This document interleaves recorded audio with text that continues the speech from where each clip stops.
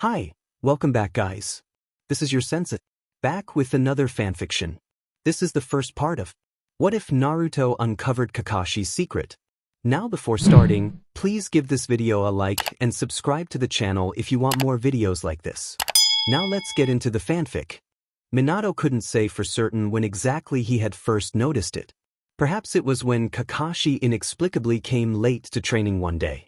Perhaps it was when Kakashi then proceeded to comply with Minato's orders with a detached obedience that was nothing like him.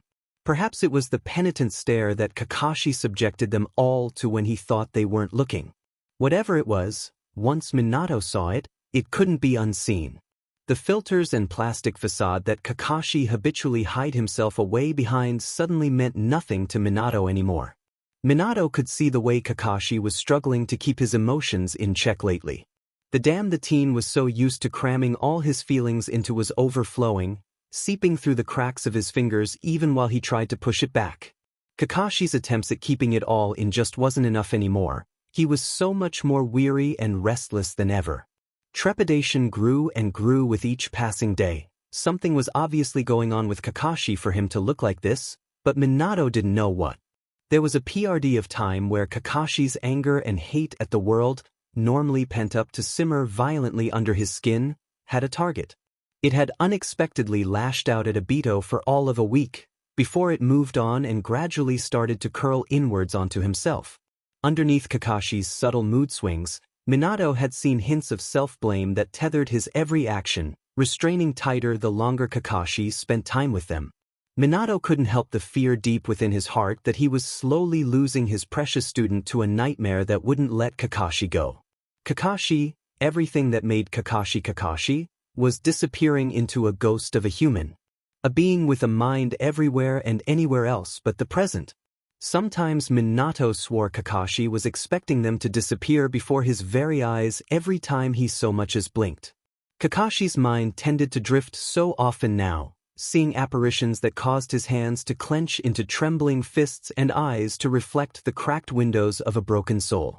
What was Kakashi seeing? Minato didn't know, but whatever it was, Minato swore it was ruining his student and the brittle mind the 13-year-old possessed, without a sign of resolving anytime soon. Minato waited until Obito and Rin left for the day before he took action. Minato shrouded himself with an air of idle curiosity, knowing better than to let himself appear too concerned for this particular student of his. Kakashi would likely take it as an insult to his self-competency. "You seem like you have a lot on your mind lately, Kakashi," the blonde began, addressing the silver-haired teen in a casual voice, a stark contrast to the actual turmoil the weeks of worry had caused him. The careful way Minato tried to maneuver onto the topic spoke of how much practice he had with dealing with the teen. Still, despite his experience subtly pulling personal information from Kakashi, they were still usually hit or miss depending on Kakashi's mood. The blonde stilled as he waited for Kakashi's answer, half cringing at the long silence that, as he recalled, normally preceded an irritated scoff. Minato waited for the inevitable that would occur after the scoff, for Kakashi to brush him off, give him the harsh, "I'm fine," that Kakashi insisted on spitting out in order to halt all possibilities of inquisition down that line of questioning. Minato waited, but it never came. Instead, Kakashi was eyeing him with a contemplative look. "Do I?" Kakashi asked lightly, voice swirling in an unreadable tone.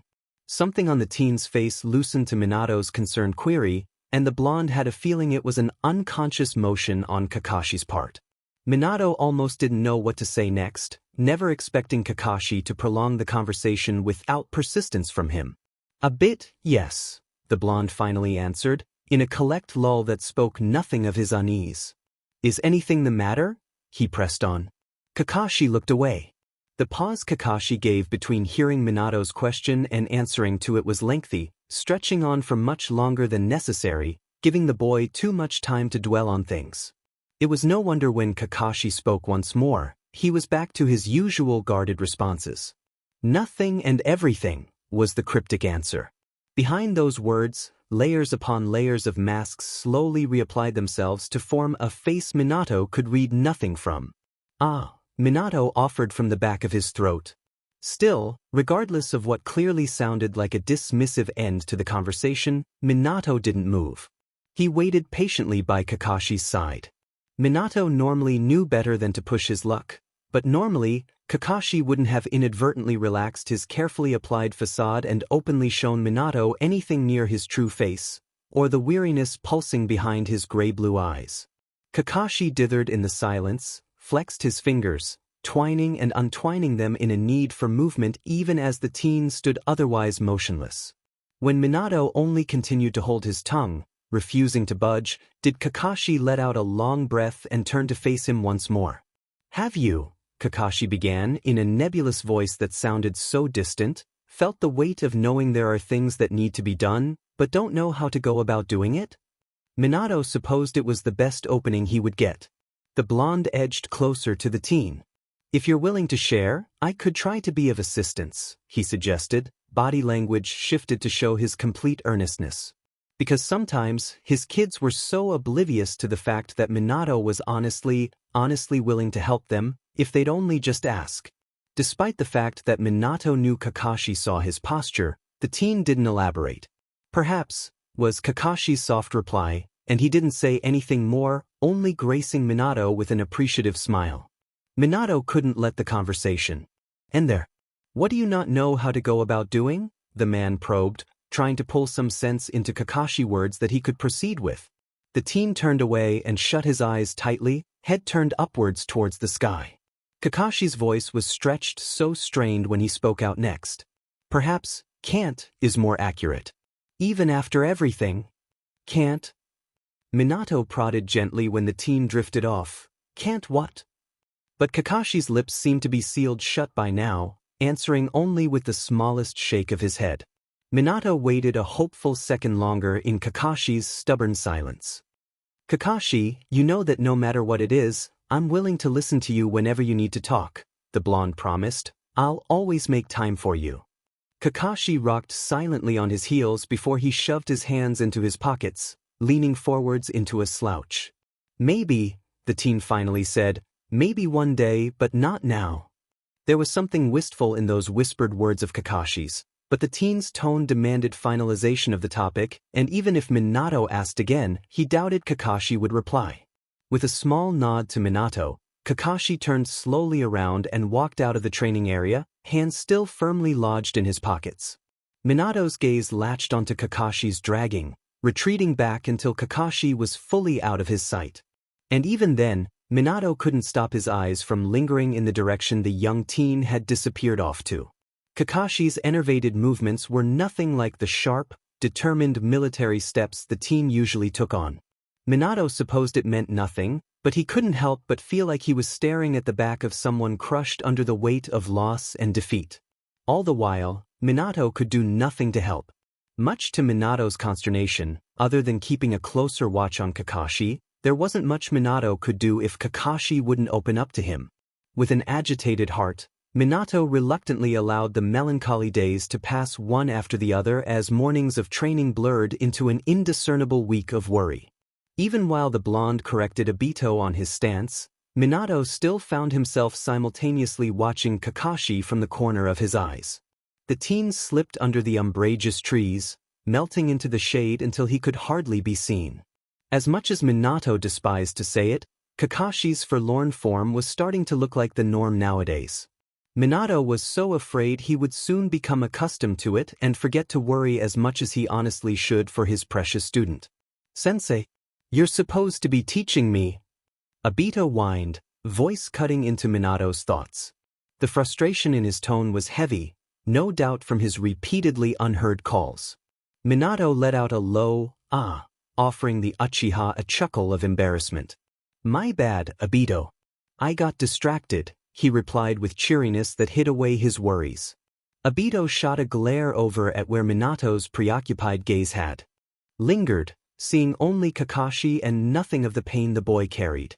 "What's Kakashi doing that's so interesting?" the boy sulked. "I can do it better than him." Obito was never the most perceptive ninja, but of the three Chunin in Team 7, Minato always considered him the best at spotting and understanding the pains of others. It was something Obito could relate with, living as the scorned black sheep in the stifling family of Uchihas. Yet, with Kakashi around, Obito seemed to become oblivious to everything, too irritated at the silver-haired prodigy to make sound observations. Now, I was only checking up on him and Rin. I did promise I would be training you one-on-one today, didn't I? The blonde placated immediately. Minato watched Obito's expression light up at the reminder. Well, you're training me today. Who wouldn't want to train me? When I get my Sharingan, I'll be the strongest shinobi ever.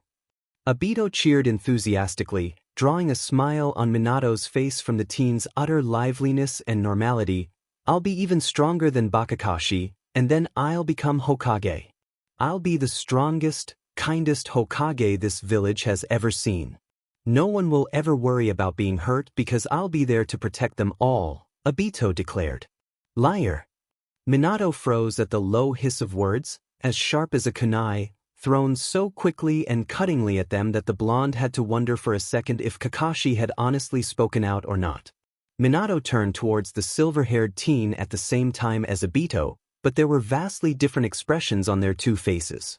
Sorry, did you say something, Kakashi? Minato asked cautiously, ready to quell any sign of a budding argument. Kakashi's head snapped over to them, eyes burning into Obito. You became trash, Kakashi said brusquely, in a voice so peculiar. Obito visibly bristled. If I'm trash, then you're worse than trash. The teen spat out, never one to back down, rant ready on his lips. All you care about is the stupid rules and regulation, you heartless BF. You don't even see us at all. I bet you wouldn't even care if a teammate was dying in front of you. I bet no one trusts you with their lives. But me, I'll never let anyone hurt Rin or Sensei or anyone I care about, unlike you. Obito. Minato snapped in chagrin, because some things should never be said, in childish spite or otherwise. Kakashi was quiet, swaying gently, rooted in spot. Well, maybe not you, the teen amended after a second, in a sentence with an oddly placed emphasis that only served to confuse Minato even more. That wasn't supposed to happen. Kakashi always bit back, or at least walked haughtily away, anything to make Obito fume even angrier. Even Obito could tell something was wrong. Yeah, well, still hate trash like you, Obito responded, off balance, and finally giving Kakashi a good study, well past the teen usual facade. Minato saw Obito shoot him a glance, but he couldn't offer the Uchiha anything other than a tight, unconvincing smile, because he didn't have a clue what was going on either. Kakashi watched their exchange in silence. When Obito turned expectantly at Kakashi for a response, the teen finally let out a half-hearted chuckle that was more of a breath of exhaled air than anything. That's fine, Kakashi said in a voice very much accepting of Obito's stinging words. That's fine, he murmured, eyes sweeping slowly over Minato, Obito, then Rin. Minato wondered if he was the only one who was anticipating "You're right to hate me" from Kakashi in the silence that followed, but seemed only too natural after the tone Kakashi had used. When had Kakashi become so self-deprecating and fragile? What had Kakashi done for him to think it was fine for his own teammates to hate him like so? When Obito approached Minato, the teen had an uncharacteristically serious look underneath his nervous demeanor. And even deeper underneath that was a strangely determined spark, resolute on confronting the issue with Minato. Minato supposed he had been expecting Obito to talk to him about it for a while now. Rin had already approached him with her concerns, and Minato hadn't been able to do anything else but placate her with well-meaning lies of, "It'll pass in time." Minato didn't think he could offer Obito anything better. Is something the matter, Obito? Obito shuffled his feet on the ground, hands ringing nervously in each other. Minato urged the boy with encouraging hums, until at last the teen blurted out, "It's about Kakashi." Minato suspected as much. "I realize you two don't always see eye," Minato began, trying to guide a response from the clam teen. Obito cut him off immediately. "No. I mean, yeah, we don't get along, that BSDRD's always acting like he's better than me even when." "Obito," Minato said pointedly, knowing full well the raven-haired teen wasn't there to rant. Obito blushed before looking nervous once more. "That wasn't what I wanted to talk about," the boy corrected. The thing is, Kakashi's acting weird. He paused. Well, he's always weird, and who wouldn't be weird wearing a mask all year long and… Obito, Minato interrupted once more, without much heat. He knew the little Uchiha tended to babble when nervousness got the better of him. It would have been an endearing habit were they not ninjas. Obito's jaw snapped shut again. The teen clenched his fists, teeth biting and grinding his lip as he peeked up hesitantly at his teacher. I just wanted to know if Kakashi's doing okay? He's not, sick, is he? Not that I'm aware of. Minato couldn't confirm nor deny anything, not without actually understanding the issue himself, but that didn't mean he couldn't assuage his student. I think Kakashi needs some time to himself to sort out the issues plaguing his mind. I can't say I know whether or not trying to sort it out alone is his best course of action, but you'll keep an eye on him. Just in case, won't you, Obito? If a determined yes was what Minato was expecting, it wasn't what he received. Obito's eyes widened needingly, leaning forward towards Minato as if closer contact would allow him to pull the answers from his sensei's mouth quicker. But otherwise he's fine? You're sure? Absolutely. Obito confirmed, sounding pleadingly urgent. Minato felt like he was missing something. What are you getting at? People aren't hurting him? I know Kakashi's a JRK, and I should know, being his teammate and all, but that doesn't give them an excuse. The Uchiha rushed out, words tumbling one over the other. Kakashi's just naturally like that, you know. Minato froze. Repeat that? He asked tightly, harshly. Obito seemed to shrink into himself, suddenly unsure of his own words. Minato was more concerned with what had caused Obito to suggest such wild accusations in the first place. What gave you the idea someone was hurting Kakashi? Minato demanded without even allowing Obito a chance to think. Obito. I saw the… Obito. There were wounds on Kakashi that weren't there before, the raven-haired boy cried out hastily, cracking under Minato's unusually dark tone. Minato waited patiently, or as patiently as he could seem, suddenly faced with the idea that someone within the village had been causing Kakashi's plunging mood. The teen was starting to ramble again, placed under the pressure of Minato's burning gaze. So after that C-rank a few days ago, Rin insisted helping us bandage our injuries when we got home. I had a few cuts on me, and Kakashi had this wound on his palm from grabbing a kunai out of midair to save me when I didn't listen to his nagging orders to stay back, yeah? Obito paused for a second as if expecting confirmation, but Minato gave him none, filtering through the excessive information. Obito hurried on. So anyways, Kakashi let Rin patch him up. The next day, Rin wanted to change the bandages and make sure Kakashi was taking care of his wound. Well, it wasn't even that deep, but Rin's nice like that. Kakashi didn't want to show it to her. So then I tackled him, but he dodged and we started to fight a bit. It wasn't a serious fight, sensei, honest. I just told him after all Rin's done for us, he should listen to her and show her some respect. Minato shook his head. Go on. Right, so, Kakashi suddenly had this odd look on his face, but in the end he gave in. But then Rin frowned and said she noticed he was limping when we were fighting, and told him to pull up his pant leg. Eventually Kakashi caved in to Rin and pulled it up. Here, Obito stopped completely, seeming unwilling to go on. Then what, Obito? Minato insisted. Obito looked down, wriggling his toes through his sandaled feet, trying to stall before he had to say the inevitable. We saw, the boy began slowly, that Kakashi had bandages wrapped over an area Rin hadn't noticed injured the day before. I thought maybe it was just a little measly scratch we easily missed over. Obito rubbed his arm. But when we unraveled it, there was another wound there, deeper and nastier than the one on his hand. The teen bit nervously on his lower lip. There was no way we could have missed something that bad. Kakashi refused to tell us where he got it from after the mission. He said training, but how do you stab yourself in the leg that bad while training? He really wouldn't talk about it no matter what, and so I thought someone might have done it to Kakashi. He's been acting so weird lately, you know? Minato's inner turmoil was unreadable to Obito when the blonde tipped his head into a nod. I see. You don't think it's true, do you?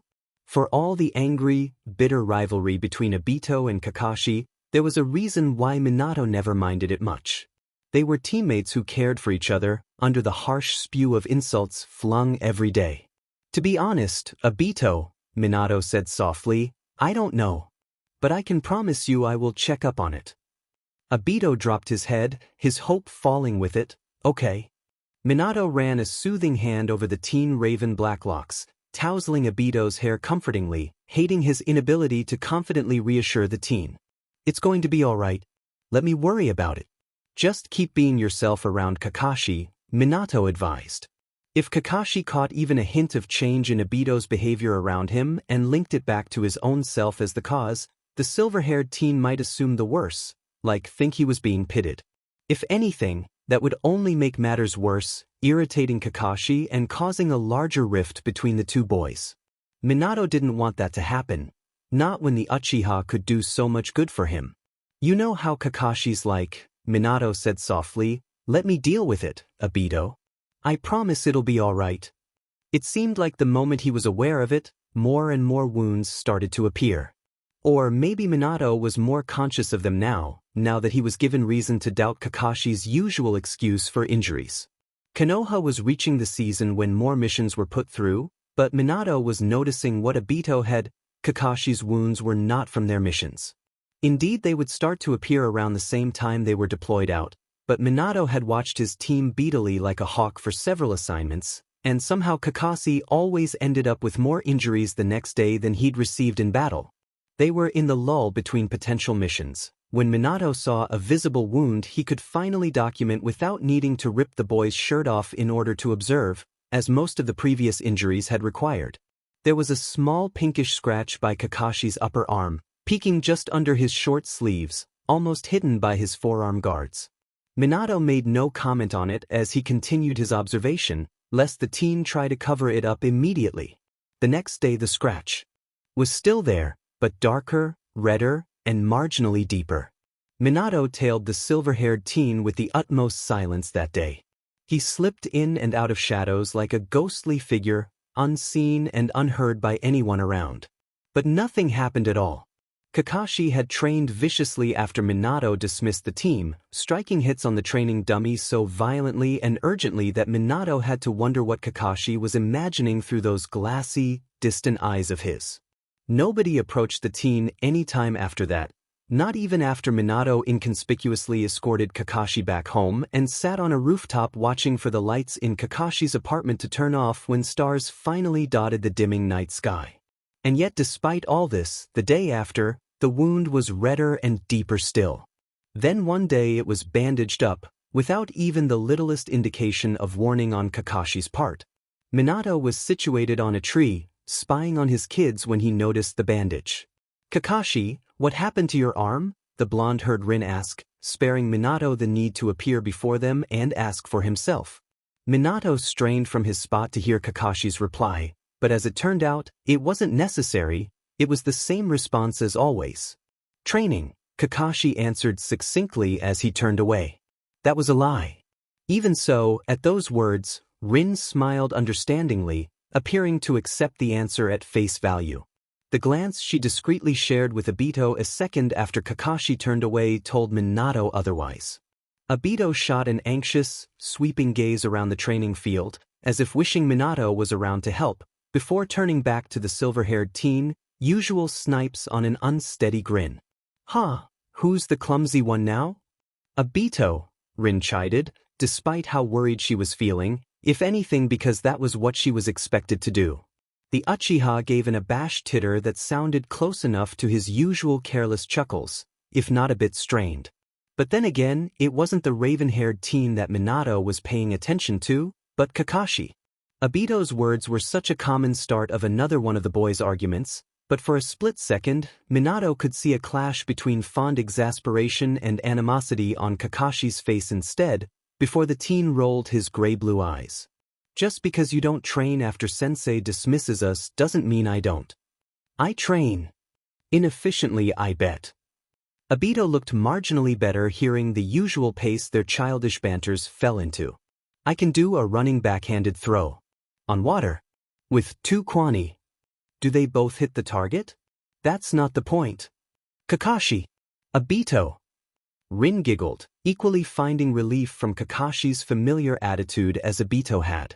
Now was a good time as any to interrupt them, Minato supposed. It was best to split them up on a good mood, before Kakashi did something uncharacteristic to worry the other two once more.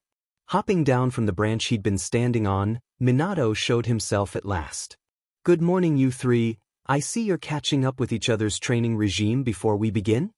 A small flush tinged Rin and Obito's faces while Kakashi arched a single brow upwards. Minato smiled nonchalantly, reaching outwards in a casual stretch as he gave his orders. "We might as well start straight away today. I'm breaking the team up. Rin, with Obito one-on-one spar. Kakashi, with me to analyze their techniques," he said, leading the silver-haired teen away.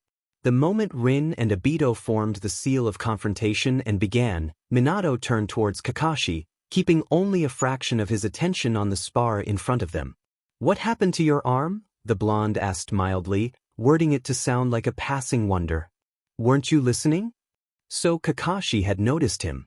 Nevertheless, Minato gave an innocent, disarming grin. "I only arrived a minute ago." "Of course," Kakashi deadpanned. There was a moment of a pause as Kakashi turned away to stare ever so wistfully at Obito and Rin sparring happily together. Then his expression hardened like a stone-carved mask molded especially for his face. "I got it from training," the teen said, staying true to his previous excuse. Minato held out his hand. "May I?" The way Kakashi shifted away from his open hand, so slowly and naturally, almost fooled Minato from realizing Kakashi was trying to run away. Almost, but it didn't, and it still wouldn't no matter how apathetically Kakashi tried to wave him off. "Don't worry, it's bandaged up properly, sensei." "That's not that I'm worried about," Minato answered, hand still held out. In fact, that was the last thing on his mind. "Now," the blonde commanded. The team knew better than to disobey when Minato sounded like that. Even if they were all Chunin now, Minato was and would always be their Jounin instructor. Obediently, Kakashi untangled the coil of bandages with what Minato could tell was hesitance in his jerking actions. Kakashi's cut was uglier than before. "It's only a small wound," Kakashi commented idly before Minato could get anything in. Minato gave the teen an unimpressed stare, to which Kakashi skillfully ignored. "You got this from training?"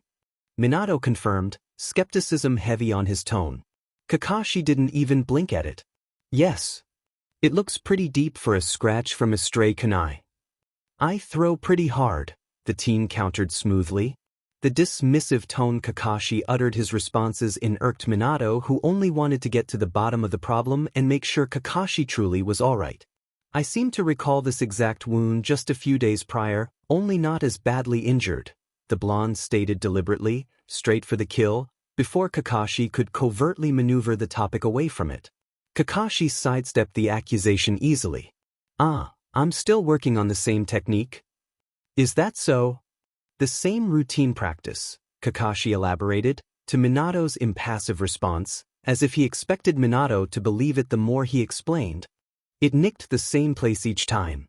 No one, let alone a 13-year-old, prodigy or not, could be that precise, especially if the kunai was accidentally scratching him each time."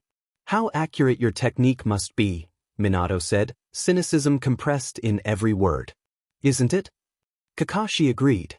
Kakashi was dancing around the issue with such seemingly oblivious responses that Minato was certain every action was carefully planned. He wouldn't be able to pull the truth out from Kakashi unless the teen allowed it. Realizing that itself was maddening enough, what could Kakashi be possibly guarding so secretively? Short of a full-on interrogation, Minato didn't think he could get anything more that was useful. And for a second, Minato did considering an interrogation, but he knew that would only make matters worse.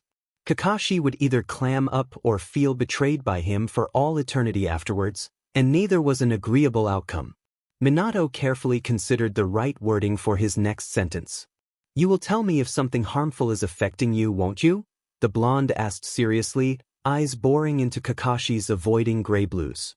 The teen seemed reluctant to respond, but Minato wasn't backing down. "Kakashi, I want you to answer me." The teen opened his mouth to speak, but Minato cut him off to revise his wording. I want you to answer me truthfully. Kakashi bowed his head, looking into the ground, studying the sprouting grass beneath their feet. I will when I can't handle it on my own, Kakashi finally said when Minato was starting to think the teen was contemplating ignoring his question entirely. He didn't say anything more. Minato mentally took that as a no. By now, regarding anything concerning Kakashi, Minato was as tense as strung ninja wire, stretched to the limit and taut enough to slice through any and all reasonable judgment. It was during his lecture on campfires when Minato noticed Kakashi suddenly stiffening as he stared into the crackling bonfire the blonde had lit. Kakashi's breathing seemed too slow and too even to be anything but carefully controlled. His eyes were captured on the drifting white smoke emitting from the flames, bearing so intently on it like he was trying to twist pictures of lingering ghosts to match the fading fumes. Minato hadn't stopped Kakashi from leaving when he finally dismissed his students, uncertain if he should confront the teen about it. He'd been noticing so much sorrow surrounding Kakashi that Minato just wanted to wrap him up and store him somewhere warm and safe until he was all better again. Minato was certain Kakashi realized his constant unease by now, but Minato didn't think Kakashi knew just how much he worried. If Minato persistently held Kakashi back for talks, Minato knew Kakashi would eventually see, but that would only convince Kakashi to attempt to hide his pain and suffering better from then on. Minato didn't want that.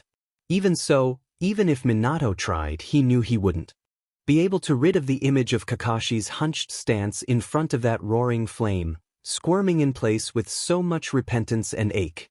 The moment Minato could resist it no longer, the blonde raced to Kakashi's apartment, determined to drop in to check up on the teen, if only just for a second.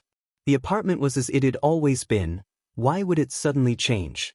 But for a second, under Minato's anxious gaze, the looming apartment up ahead felt so cold, unused, and utterly empty that Minato couldn't help but fear the worst.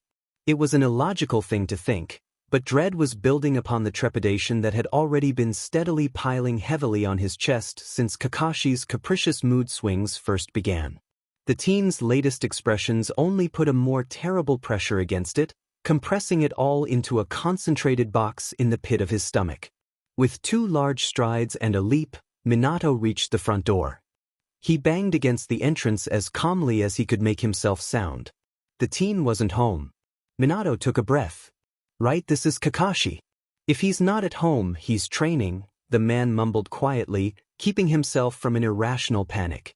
Kakashi lived his life as nothing but a tool for his village after his 6th birthday, after the terrible event with his father, after bearing the constant scorning from fellow villagers because of his father's deeds.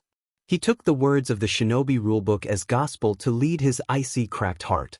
From what Minato had seen, Kakashi's life had never been any more than training and sleeping, because that was the only way the teen knew to shield himself from the world outside that had hurt him so much.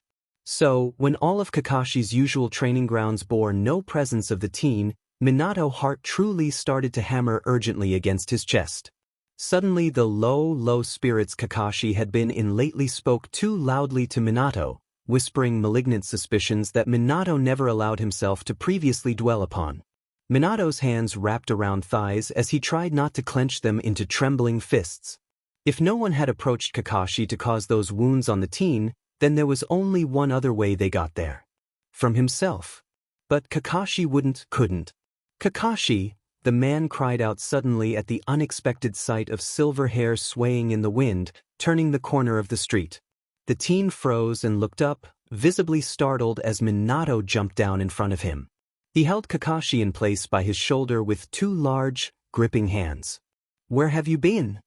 Minato demanded in a rushing sentence that rammed into the boy like a charging bull. What's wrong? What happened? The teen asked, bewildered, before his face contorted into the look of fear that Minato's voice conveyed. His eyes flickered behind Minato as if he could find his answer there. Did something happen to Obito? Rin? He tensed, looking ready for action. The concern in Kakashi's voice for his teammates was appreciated, but disconcerting. Kakashi cared about his teammates, but never this blatantly. He'd sooner scoff at Obito's fault for being so weak, before allowing himself to be seen panicking for them. Things were really wrong, and Minato was still nowhere closer to uncovering the root of the cause. Focusing back on the rattled teen before him, Minato methodically relaxed his posture. No, he said in controlled calmness. Sorry, I might have overreacted a bit.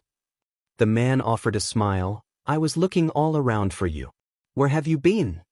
Minato was held in a pensive stare for all of a minute before the teen answered, At home. No, you weren't, Minato replied instantaneously, frustrated at the lie. Had Kakashi truly been at home, the fear coiling around Minato's heart, restraining it from beating, would not have taken hold. I checked your apartment. The family compound, Kakashi corrected lightly. Minato's mind slowed to a stop. The family compound? The Hatake compound? Kakashi despised the compound immensely for reminding him so much of his father by just sitting there bearing the name Hatake on its sturdy oak front doors for all to see. This was the father whom Kakashi had taken to pretending not to have existed.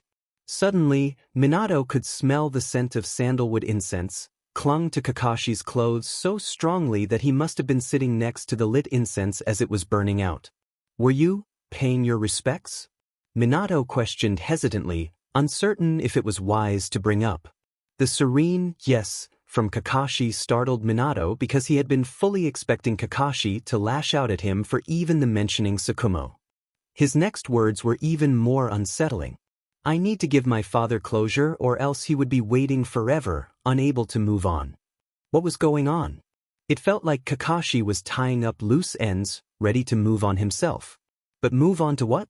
Should he have pressed harder on Kakashi to reveal the real cause of those mysteriously appearing wounds? Minato grabbed Kakashi's arm before the action even consciously formed in the blonde's mind, yanking it up to inspect. The scar that had marred Kakashi's skin was healed now and there seemed to be no new wounds. Yet the uneasiness in the pit of Minato's stomach still wouldn't pass.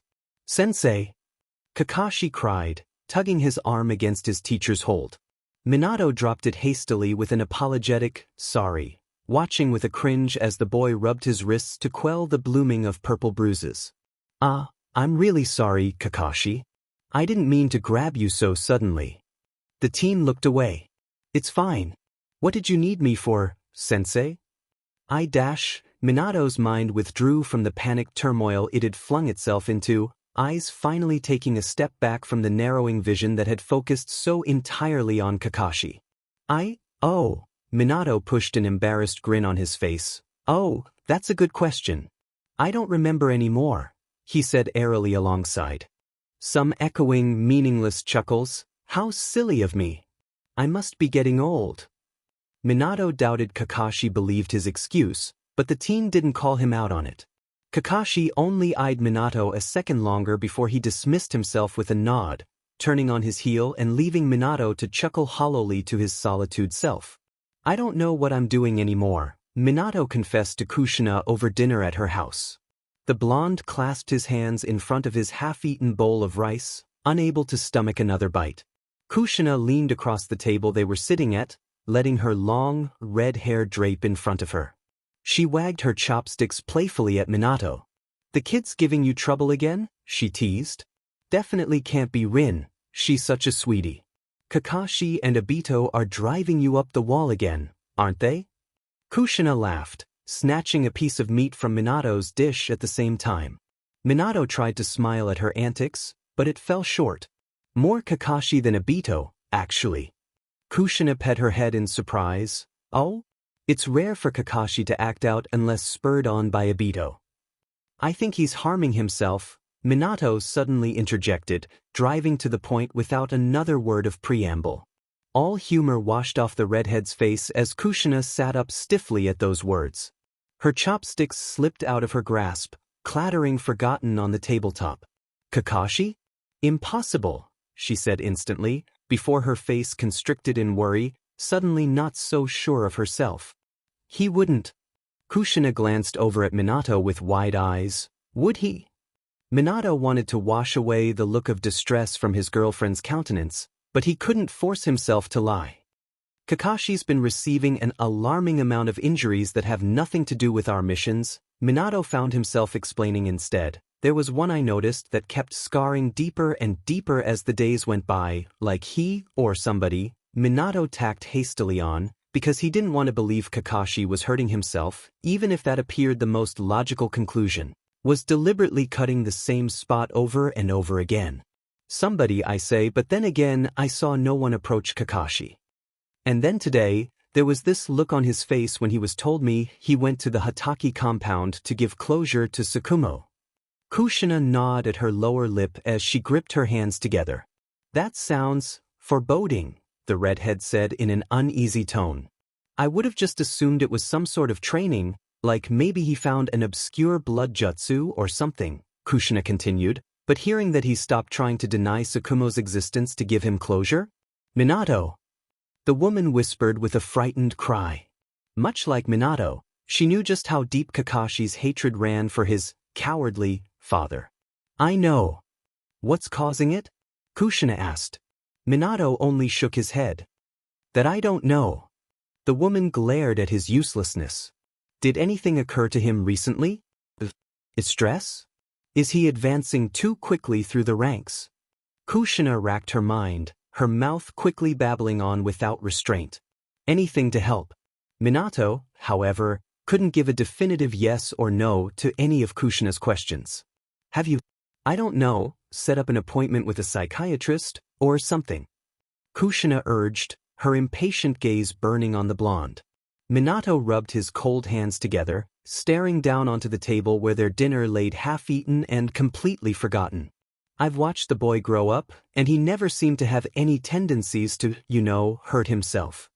Dark thoughts filled Minato's mind, and the blonde shook them away with a physical shake of his head, continuing, I know I should consider getting someone to help with this issue.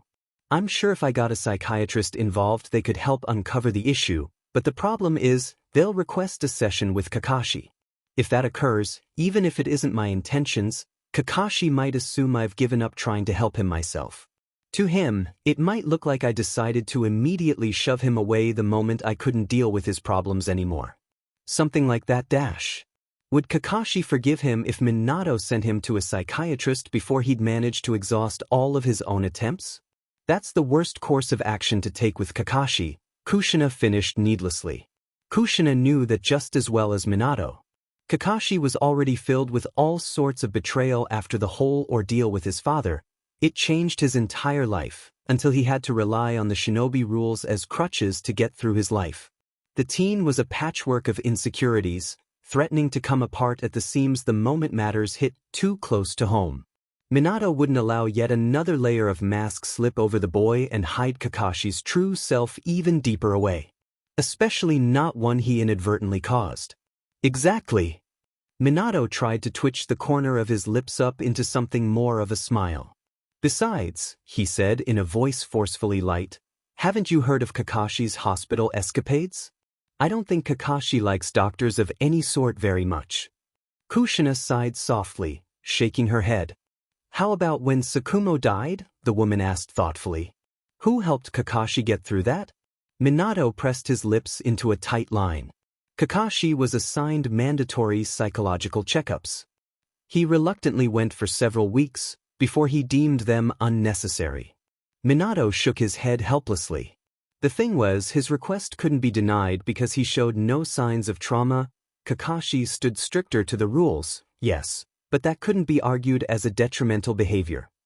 Kushina's eyes leaped wide open and blazed furiously at his words. So he was sent back into the field with minimal help? Kakashi was 6, and he just saw his father's cold, dead body lying in front of him. Minato let out a sigh. I know it's no excuse, but we are in the middle of a war, every serviceable shinobi counts. Kakashi explicitly stated that he was fine, and wished to resume duty, so that was that. Kakashi was already chunin by then, and fully emancipated and capable of making his own decisions. Still, he was 6, a child. We are shinobi, Kushina. Like it or not, most shinobi deliberately seek missions to distract their minds off of personal tragedies. That is how we are. Instead of speaking out our inner pain, we let it drive our battles. This was why, no matter how much it maddened Minato that Kakashi wouldn't tell him his problems, He knew he couldn't fault the kid. Most shinobi were like that. Even if he was 6, we've all stopped being children the day we put on our hitayate and swore our lives to the Hokage. Kushina's frustration at the excuse, no matter how legitimate it was, plainly marred every crease of her glaring face. Maybe because of that lack of intervention he's having a relapse. Maybe that's what's causing his depression and leading to the possible self-injuries, she snarled, anger fueling every word. Minato couldn't deny that. Maybe. There was nothing else Minato could say. For all he knew, Kushina was right, but until Kakashi opened up to him, he would never know for sure. He watched as the stern glare Kushina had fixed on him slowly melted back into worry as time elapsed. Kushina let out a sigh of defeat at last when she realized, maybe, was the best answer Minato could give her.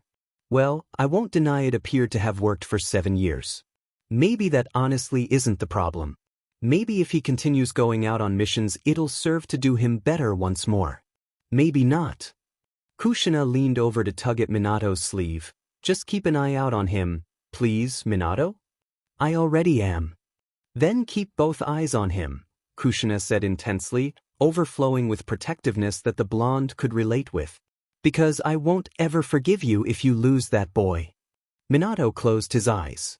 I know, he said softly and full of understanding, because I won't forgive myself either. In between the missions Minato undertook with the Jounin, there wasn't much time he could spend with Team 7. As often as he could, Minato would schedule training practice with the team just to check up on them. As of late, that statement seemed to read more along the lines of, just to check up on Kakashi. Today's training practice was nothing different. However, with Kushina's growling voice firmly implanted in the back on his mind, the moment Minato noticed Kakashi flinching to even the slightest brush of Obito's punch, Minato leaped at it. Obito, Rin, Kakashi, that's all for today. Same time tomorrow. We'll work on our stamina and brush up on our taijutsu again, Minato called out, forcing the 3 Chunin to stop immediately. Obito let out a groan. Again? It's been ages since we even left the village. Minato gave a half-hearted chuckle, but his mind was still on his silver-haired Chunin, paying only minimally attention to anything else. Now, every ninja has to work on the basics if they want to advance, he said nonchalantly. Even if asked, Minato would deny that the slowness in missions appointed for Team Minato was his doing, as he picked and chose through the piles of mission scrolls for ones he had no fear of allowing his team out on. Obito eventually left with a pout on his lips and grumblings under his not-so-quiet breath. Rin followed moments later as she lightly admonished the boy. Minato was left in an amused mood as he stared after the two. It was gone the moment Kakashi started moving away as well. Kakashi, stay for a moment, Minato called out. Kakashi paused mid-step. Yes, sensei, the teen answered with immediate military compliance. But despite his SBMSSV tone, there was caution swimming in the back of his eyes when Kakashi turned towards Minato. There's something we need to talk about, Minato said decisively, the usual jovial aura that was characteristic of him completely gone. The blonde looked around them for a second to judge the discretion of the training grounds they were in, before he bore a steely eye on the teen. I have a feeling you're more than aware of what I want to talk about, Minato remarked. Perhaps, Kakashi agreed defiantly, refusing to say anything more. There was a small stewing storm in the depths of Minato's chest, as another dash of irritation was added into the growing cocktail of anxiety and fear. Minato ordered out a brusque hiss of, Kakashi, strip. Excuse me? The teen cried incredulously. Minato crossed his arms imposingly in front of him. I let you go last time with your flimsy excuse, but you are clearly hurt again. Kakashi tried to make sounds of protest, but Minato cut him off with a wave of his hand. Don't give me that, Kakashi. I saw you wincing when you evaded Obito's attack. How bad is it? Minato could see Kakashi clenching his teeth beneath that navy blue mask of his. Nothing's the matter, the teen tried again, but Minato would have none of it. Not with the memory of his conversation with Kushina fresh on his mind. Was it really the lack of intervention that had been causing this? Would he lose Kakashi by being too considerate and compliant of the teen's need for privacy? Then you'll strip and show me you're not hurt? Minato asked candidly. Kakashi hesitated, hand creeping ever so slightly to his stomach, and then Minato saw all he needed to. "Who is doing this to you?" he demanded in a harsh growl. "What?" Self-harm, Minato had concluded, had confided fearfully to Kushina, and believed with only the littlest of doubts. Yet, here he was pertinaciously hoping Kakashi would give him a name, because despite all the hints and clues, Minato still couldn't believe it. This was Kakashi, the boy who'd always managed to stand up tall despite everything thrown at him. "We haven't gone on missions lately, and I've been deliberately giving the team simple training to avoid injury." Minato lowered his eyes to the stomach Kakashi's hand was now resting lightly over. "Where are your injuries coming from?" "I train on my own." "Do you always attempt to throw weapons at yourself?" Minato scoffed, knowing full well self-training resulted more with sprains and burns than sharp, deliberate cuts. Especially someone who trained in seclusion like Kakashi. "Yes." At Minato's disbelieving gaze, Kakashi was forced to elaborate. "I spar with a shadow clone." Minato's eyes narrowed. "Which you shouldn't know as a chunin. It is a forbidden jutsu, only taught to jounin or higher when necessary." Kakashi pressed his lips together but didn't answer. With his eyes narrowed, Minato shook his head, allowing that particular issue to drop for the moment. Still, he wasn't done with Kakashi just yet. Not until he saw the wound Kakashi was hiding beneath the fold of his shirt. "I'm still waiting, Kakashi." "Clothes off," Minato commanded in an unchallengeable demand. There was a long stretch of still silence, disrupted only by the rustling of the evening breeze, as the two shinobi stood faced off against each other. For a second, Minato thought Kakashi would let the wind sweep him away, disappearing with a swirl of leaves in a stubborn attempt to hide his secret to the grave, for Kakashi really looked like he'd rather be written off on insubordination than to let Minato see anything that had to do with the horrors haunting him lately. But slowly and hesitantly, Kakashi eventually discarded his armor and slipped his shirt over his head. There were minor scratches here and there, like Kakashi had been on a mission even though Minato certainly hadn't sanctioned many as of late, but what really caught Minato's eyes was the thick bandage circling around Kakashi's stomach in a way that spoke of a deep, agonizing injury. Fingers reached out tenderly towards the dressing, drawn by Minato need to see what was underneath, to see what the marks were made with, who the marks were made by, how long ago, and why Kakashi hadn't gone to him for help. The wound, when he saw it, was smaller than the nightmare of Minato's initial fear. It was slashed almost diagonally along his stomach, but not yet through to the ribcage. It was cleaned and sewn together professionally, leaving raw red skin that still managed to hold together even though it had clearly been stretched too ungratefully over the course of the day. "I have not been informed about this," Minato murmured apprehensively, knowing he'd explicitly ordered to be told the moment any of his students visited the hospital for any sort of emergency. Despite the chunin status all three of his students had obtained, they'd yet to break apart the team, and so Minato was still their jounin instructor and guardian, responsible for their well-being.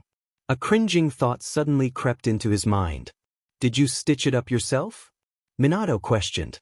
Kakashi laid a hand over the wound as he contemplated the question. The face was blank and unrevealing as he answered at last in a quiet, "Yes." That sounded as much of a truth as it was a lie. There was a small, almost indiscernible crease between his silver brows in a hint of a frown, as if Kakashi was uncertain as well. That itself was a disconcerting fact because did that mean even Kakashi himself didn't know how it was stitched up? Minato shook his head. All right, he accepted at last, knowing that line of questioning would get him nowhere. "But you still haven't answered me, Kakashi. How did you get hurt?" Kakashi's eyes rose to the sky in a painfully slow ascend that seemed to take all of the teen's energy to accomplish. It was done so as a futile endeavor to relax, clearly doing nothing to help. "Maybe once upon a time, we might have gotten a mission these past few days," Kakashi suggested wispily, and certainly not a proper answer to Minato's question, "and I could have easily gotten hurt then," he continued with low, dragged-out murmurs. "We can divulge into the maybes, perhaps, and what-ifs, some other time." "It is facts I want, Kakashi," Minato interjected, impatience beginning to color his tone. "The fact is, I received a wound," was the answer. Where? Kakashi shot Minato a smile with so much humorless amusement. I don't quite remember. A forest somewhere, he said nonchalantly. By who then? Minato insisted. He was still not able to fully accept that Kakashi himself was the culprit. He truly would not believe it, not until he heard the confession with his own 2 ears. But then again, would Kakashi really ever confess? So many people, yet none of them, and perhaps never again. The words flowed from Kakashi's mouth in a saturnine voice. Still, they'll keep on appearing until I've lived them all out once more. Kakashi's expression never changed, still looking so burdened like it shouldn't belong to a face as young as his. I don't understand. Minato watched Kakashi give an unconcerned shrug. You don't need to. Not yet, he said laconically, swiftly pulling back on his shirt and taking giant steps away before Minato could gather himself once more. Kakashi was retreating from him, never stopping, and continuing to take further and further steps in Minato's silence. It hurt the blonde to see. Why won't you tell me what's wrong? Minato whispered into the wind. Kakashi faltered at the question. He turned his head back to Minato with a glance under long silver eyelashes that only served to accentuate his eyes and made him look smaller, younger, and more delicate than ever. In contrast, there was a cruel, bittersweet twist on his lips. The whole world is wrong, were the words Minato thought he heard drifting hollowly back. The boy was completely gone before the words fully registered in Minato's mind, and even after they finally did, Kakashi's words still didn't make any sense. Maybe I'm the one at fault here? Minato wondered to his red-headed companion as they sat in his living room that lazy evening. Kushina glanced inquiringly at him, and Minato continued, wrapping his arms around the woman for comfort. I'm not qualified to try and treat this myself. My excuse for rejecting professional help is because I don't want to betray Kakashi's trust, but perhaps I've focused on the wrong issue. What's more important? The blonde asked rhetorically, Kakashi's well-being for the rest of his life, or his loss of a single confidant? I'm only one person of the hundreds he'll meet in his whole life. He can hate and scorn me all he likes, but eventually he'll forget about me and live the rest of his life healthy and peacefully. At the end of the day, that's all I want for Kakashi. Kushina's eyes narrowed down into a frown. Tell me what happened, she demanded, refusing to let Minato keep her ignorant of the issue at hand. She turned in Minato's hold, staring him straight into his wavering cerulean blue eyes. Minato was more than willing to share, he was at his wit's end, and any advice was more than appreciated.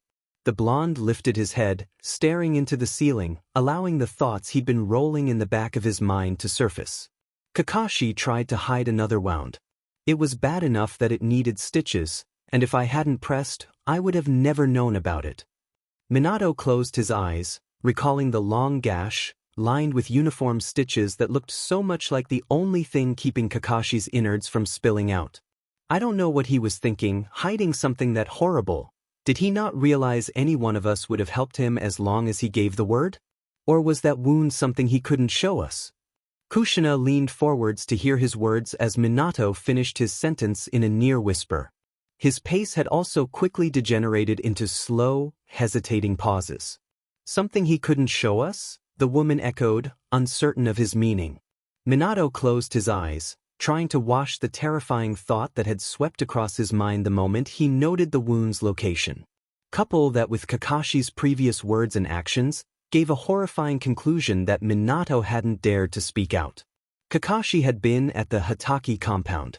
Kakashi had finally forgiven Tsukumo. Kakashi had a wound on his stomach. There had been an unexpected overlapping image of the two Hatakes that Minato hadn't been able to shake clear from his mind. Because suddenly, at that moment, Minato had realized, what if Kakashi wasn't only harming himself? What if he had tried an attempt at seppuku?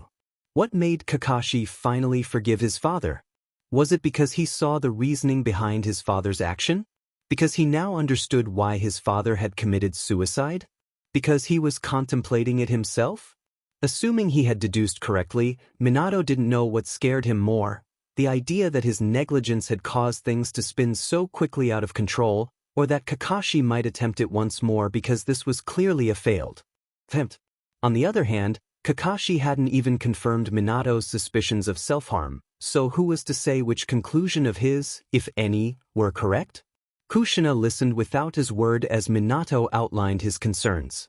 It was soothing to be able to share his worries with someone, but speaking them out gave them a sort of finality Minato hadn't needed to previously acknowledge when they merely floated as detached inklings in the back of his mind.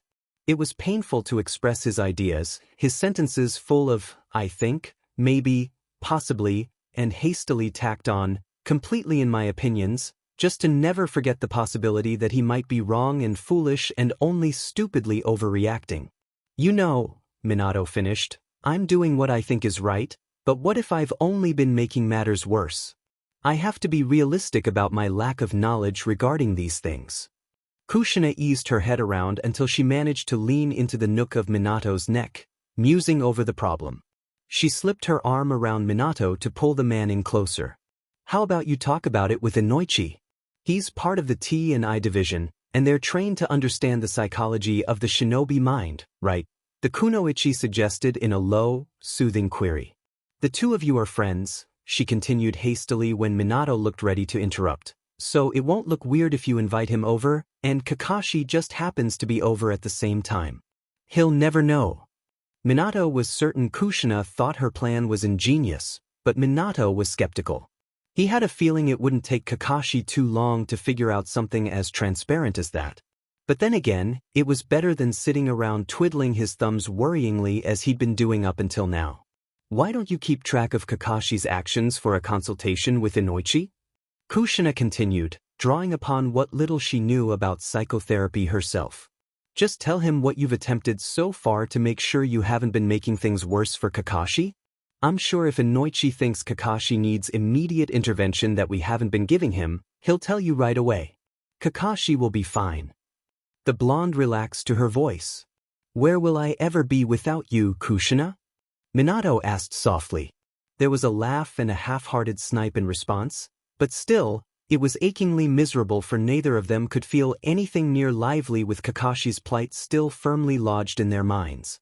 Minato watched pleasantly as Kakashi ate breakfast across the table from him, in a calm, relaxed slouch that conveyed how much the silver-haired teen trusted being in his house with him. Minato had invited Kakashi over for breakfast after he caught the boy strolling through the village the other day, admiring the village. He didn't know Kakashi had an interest in old architectural buildings, but the teen only shrugged and offered him a things change so quickly. Minato had taken advantage of Kakashi's tame mood and hastily dropped his invitation onto the boy. He was momentarily surprised when Kakashi accepted.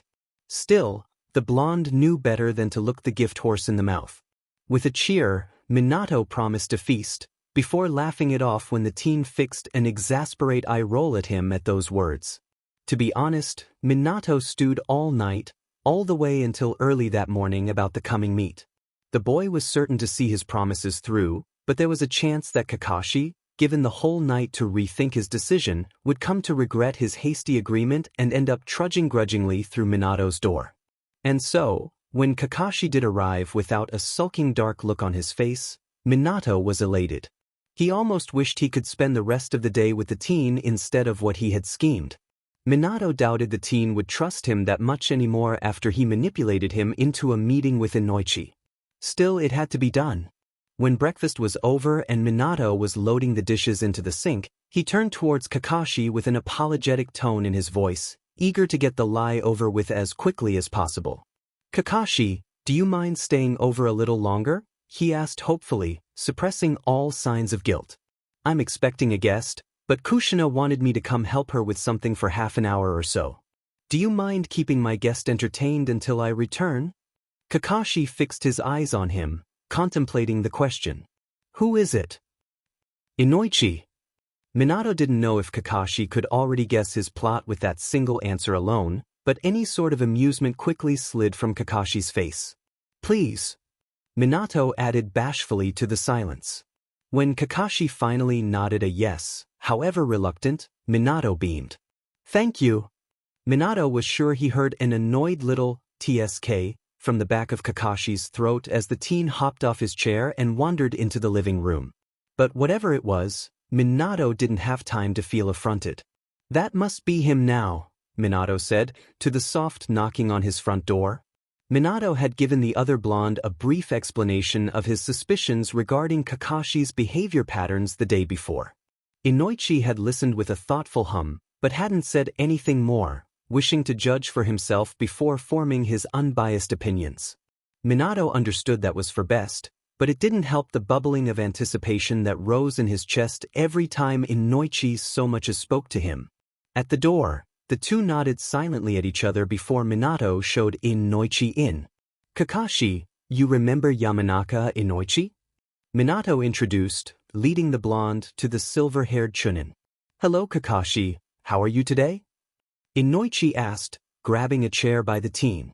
"Yamanaka-san," Kakashi greeted casually. Minato grinned. "Alright, I'll be off now. I'll be back as soon as Kushina lets me free, I promise. Play nice you too."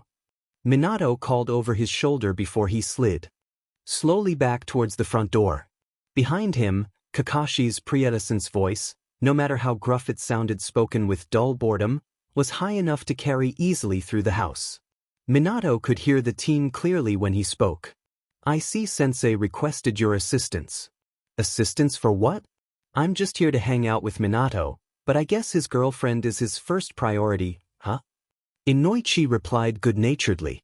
"We both know that's not true. All I've said is, hello, and, how are you? Don't you think you're looking too deeply into my simple greeting?" the Yamanaka defended. Minato could hear the huffing sigh Kakashi responded with. "Minato-sensei is concerned for my mental well-being, and sought your help confirm or refute his assessment." There was a pause. "I could have Sensei confirm my speculation right now, unless he decides to actually leave instead of eavesdropping on us." Minato's cheeks reddened at Kakashi's pointed words. He quickened his pace for the door. Behind him, Inoichi sounded calm despite Kakashi's accusation. He was quiet for a few seconds, likely deliberating his options. "Very well. If you won't believe otherwise, then shall I assess you, as you claim I am here to do?" Inoichi offered, pausing for Kakashi to ponder over his proposal. Minato wanted to hear Kakashi's response, but he'd lingered in front of the door for far longer than necessary already. By the time Minato was sure Kakashi finally made up his mind, Minato was already outside the entrance, and momentum had already slammed the door shut behind him. The couch was swallowing Minato whole as the blonde leaned into it, wondering if he really wanted to hear Inoichi's final evaluation. Then again, what was the point of setting this whole thing up if he was just going to hold his hands to his ears and pretend nothing was wrong as long as he couldn't hear it?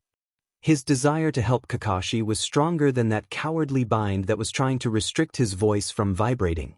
"Inoichi," Minato started weakly, lifting his head to look over at the window seat Inoichi had settled himself down on to watch Kakashi leave. "How did it go?" "I promised confidentiality," the man answered, if just slightly apologetic. Should I take that as a good sign? Minato wondered out loud. If Kakashi's state of mind was being questioned, Inoichi would be doing something about it instead of keeping mum.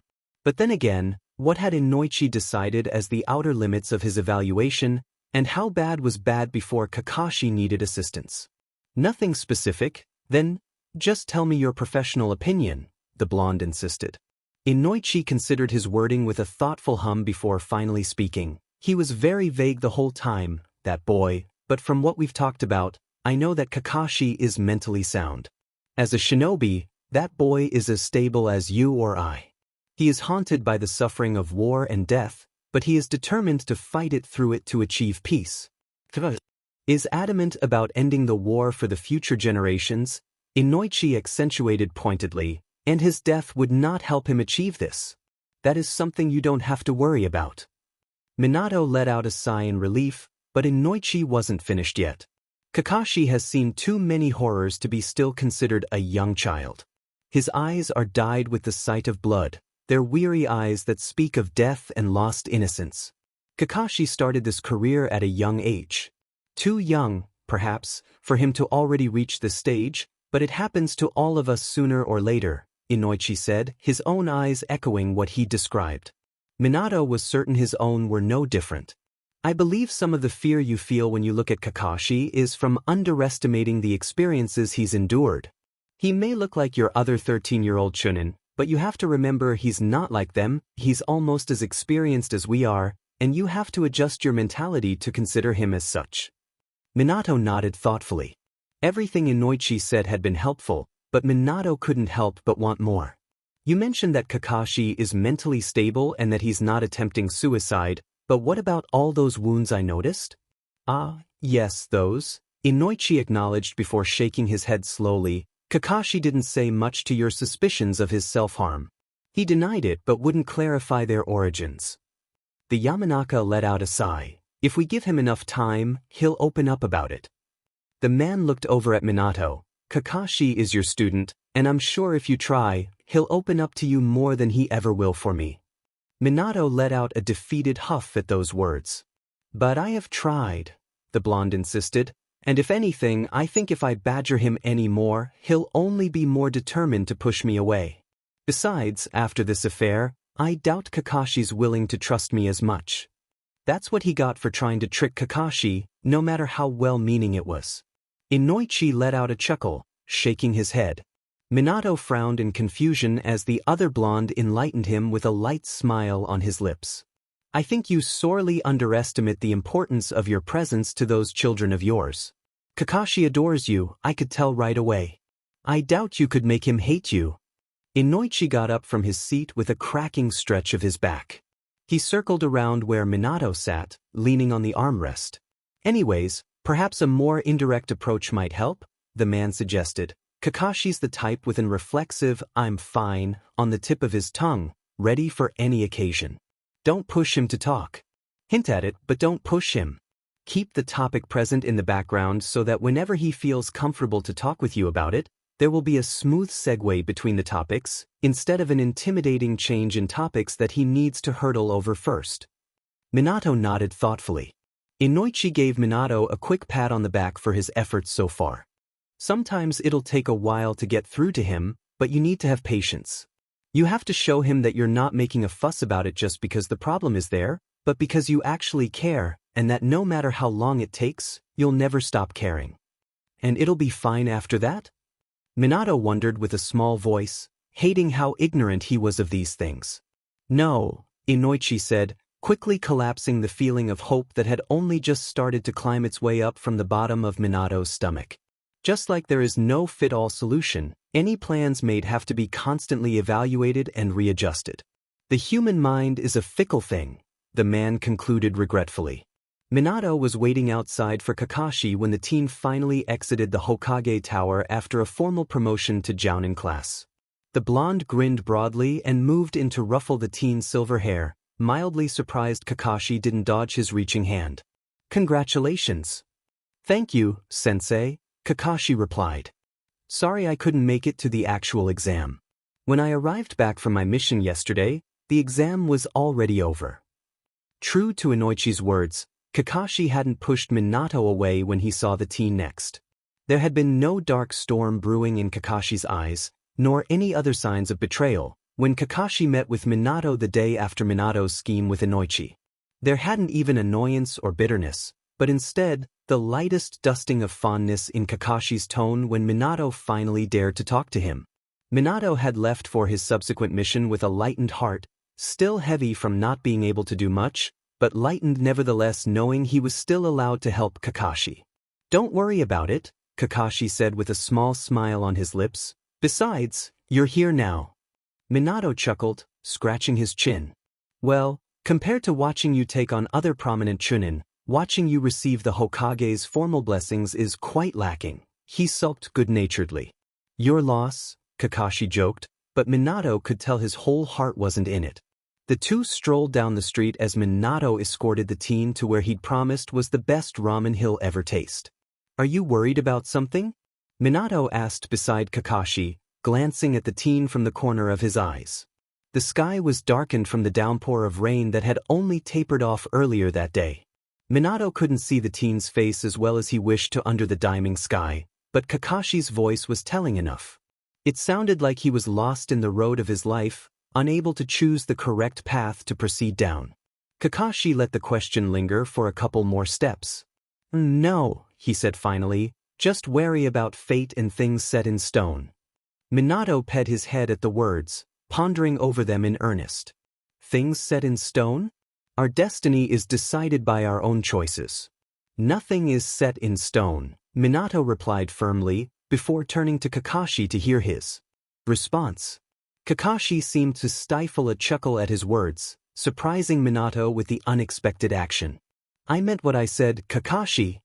Minato defended hastily, worried Kakashi was finding amusement in his words because of differing views. Some people may feel that life never goes their way because that is their fate, but it is not. Nothing predetermines how we live.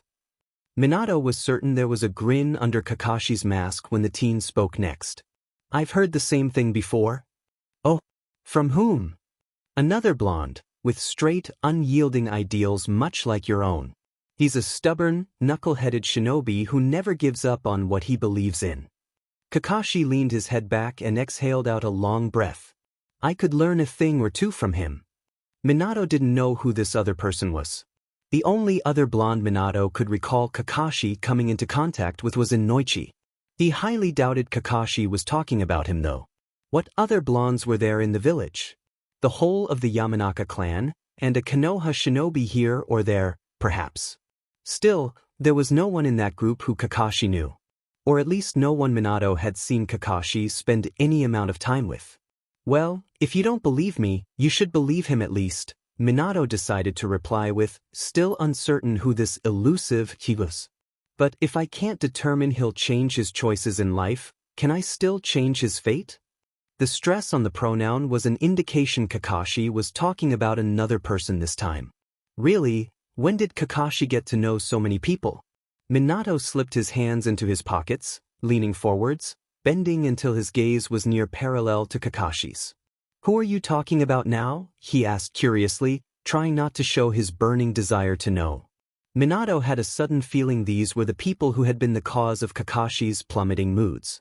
A wayward friend was the only detail Kakashi would give. I don't know how I feel about you associating with such people. Don't worry, I'm not. Or maybe I am already, and I just don't know it yet, Kakashi replied. Minato stared blankly at Kakashi, wondering if his words were supposed to make sense. The teen looked over for a second before brightening up suddenly, eyes crinkled into a smiling squint. Minato tensed for a second at the oddness of it, too used to Kakashi's impassive face. Or maybe I'm just speaking nonsense. You can attest to the fact I don't have many friends in the first place, Kakashi said with an offhand shrug. Minato gaped after Kakashi as the kid turned away quickly after that, seemingly distracted at the sight of Ichiraku around the corner. Yes, he could attest Kakashi didn't have many friends, but it didn't seem like Kakashi had been lying either. If the swiftness Kakashi was moving at to reach the ramen bar was any indication, that particular topic was closed for discussion.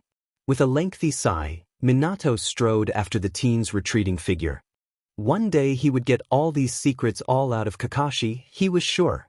Compared to the mutinous Kakashi had addressed him questions with previously, so many months back, things were already taking a step in the positive direction. The lights of the Ichiraku were blinding as Minato finally reached the bar and lifted the Norin to join Kakashi on a stool. I've ordered for you, Kakashi said as soon as Minato sat down. Pork ramen, right? Minato nodded, mildly surprised Kakashi had deemed his favorite ramen flavor important enough to be remembered. Then, his eyes finally adjusted to the light, and he was able to see all the cuts and bruises littered over the silver-haired teen that he hadn't been able to make out before, under the darkening evening sky. Minato stiffened, stool squeaking as he spun on it. Kakashi! Did you get all this from the Jounin exam? The man exclaimed, reaching over to pull the boy's crossed arms apart to categorize each cut. He supposed every now and then a Chunin would manage to come out of the exams this injured. Even so, Kakashi would not be one of them, not with Kakashi's astonishing talent. It was competitive, Kakashi replied simply. Minato's only response was a bland, "It looks like you competed twice." "It does, doesn't it?" Kakashi said with an unusual air of amusement at Minato's observation. "I thought the same thing," he muttered, only an octave away from humorlessly stating it so. Their orders arrived at that moment, so Minato reluctantly let Kakashi off. Instead, he took to silently projecting his disapproval at Kakashi's meaningless reply with a single raised eyebrow. In response, Kakashi shrugged, breaking apart his chopsticks and pulling his bowl of miso ramen closer to himself. Minato followed suit. In between slurps of noodle and broth, he spoke. I'm sure the Hokage mentioned it to you already, but he's assigned your first Jounin mission tomorrow. Are you sure you're up to it in that state? He waited a moment before turning to Kakashi, who by then had his navy mask up once more. Yes, Kakashi said succinctly, eyes bearing deep on Minato, as if threatening him to relinquish this mission from him if he dared. Minato gave a thoughtful hum before nodded in response. He was wary about giving Kakashi such a responsibility after these discomforting few months, but it had been a while since he'd seen Kakashi that determined about something so relatively mundane. Very well, Minato agreed with only the mildest tone of reluctance. And so the next day, Team Minato met up on an empty training field just by the village gates. Kakashi was early, Rin was on time, and Obito was late, as usual. Minato watched Obito stumble into their sight, hair littered with stray leaves and mud on the cuff of his pants. The goggled boy faltered in step as Kakashi turned towards him. And then, as unbelievable as it was, Kakashi ignored him, opting to turn his back on Obito instead. Sorry I'm late, Obito apologized to his silent greeting. Minato stalled warily, hoping for a second. Kakashi was waiting for the right moment to spin back onto Obito with a snarl on the tip of his tongue. Not that Minato wanted his students to argue, but it was one of the few things he could rely on to stay constant, no matter how the rest of the world changed. Had been being the key words now. When it was clear that Kakashi had no intention of acknowledging his teammate's presence, Minato answered. Don't worry about it, Obito. Rin nodded. Kakashi's not mad today, right? She said cheerfully as she glanced over at the silver-haired teen, because today's a very important day. Minato hoped that was the only reason. Or maybe his newly appointed status as a Jounin convinced Kakashi to act more mature. There was a non-committal sound from the back of Kakashi's throat which Minato took as a confirmation. Today is Kakashi's first mission as an official Jounin, the blonde declared just to make it clear. Mainly, it was for Obito's sake, but no one needed to know that. Digging into his pocket, Minato hooked out a three-pronged kunai, offering it to Kakashi. Here's a special kunai from me to commemorate, he said with a wink, mildly disappointed the teen didn't respond to the oddly shaped weapon. That boy never reacted the way Minato wanted him to. Yup. Rin grinned. She rummaged through the small pouch she had on her before pulling out a closed package. This is from me, she said. From what Minato could tell, the small bundle in her hands was a personal medical pouch. It was just the thing Minato expected from the sweet, ever-caring Rin. She'd taken Kakashi's character into consideration, knowing silver-haired teen wouldn't like anything impractical. Kakashi accepted it humbly. Obito was standing next in line, but Kakashi didn't seem to notice him, busy putting away his gifts. Kakashi walked past Obito without sparing him a glance. Hey, I have something for you too. Obito finally snapped when it was clear he was being deliberately ignored. Minato saw the odd way Kakashi froze at those words, the teen's feet jerked to a halt, and even Kakashi's breathing seemed to slow until Minato wasn't certain if Kakashi remembered his body's need to inhale. Nothing happened for the next few seconds as Kakashi seemed to painfully digest those words. Slowly, the teen's hand crept up to rub his left eye, and then he shot Obito a look that was equal parts loathing and longing. I don't want anything from you. Obito bristled. The hell, Kakashi? See if I'm ever nice to you again, the teen growled out irascibly. Kakashi didn't answer. You made me waste the whole day trying to find this for you, and you're not even grateful. Winding up his arm, Obito launched a lumpy brown package straight into Kakashi's chest, before stomping away. It was instinct that had Kakashi catching the present before it fell, but the way the teen delicately held it in his two hands like it was something precious was. Thank you, Kakashi murmured softly, but Obito had already long stomped away. Minato had a feeling Kakashi timed it just so. Still, there was a time and place to dwell on such things. Right before a mission, when the village's future was at stake, was not one of those times. Another day would Minato muse about Kakashi's odd need to irk Obito when he clearly was happy that the Uchiha celebrated his promotion with him. Dusting off his pants, Minato pulled a scroll out of his flak jacket. "Rin, boys," he called out, raising his voice, "gather. I'm explaining the mission now." Minato dove into the details of the mission. He pointed out and circled areas on the map he pulled out, observing his team's understanding with every explanation. "We will be traveling together until we reach the checkpoint at Hidden Grass. Thereafter, we will be splitting into 2 groups. Team Kakashi, you will be handling the destruction of Canopy Bridge in order to halt Iwa's supply route. I will be heading off to join the battlefront with the other Jounin there." Kakashi seemed mildly distracted as Minato was explaining this to his kids, but this was Kakashi Minato was talking about. The teen had likely gone over all this information the night before to prepare for his role as commander. "Are you ready?" Minato asked the collective group when he finished his explanation.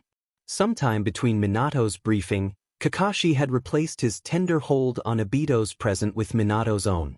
The teen's hand was reached into his weapon's pouch, but Minato could see the peaking points of the 3-pronged kunai he had given him, clutched in Kakashi's concealed hand.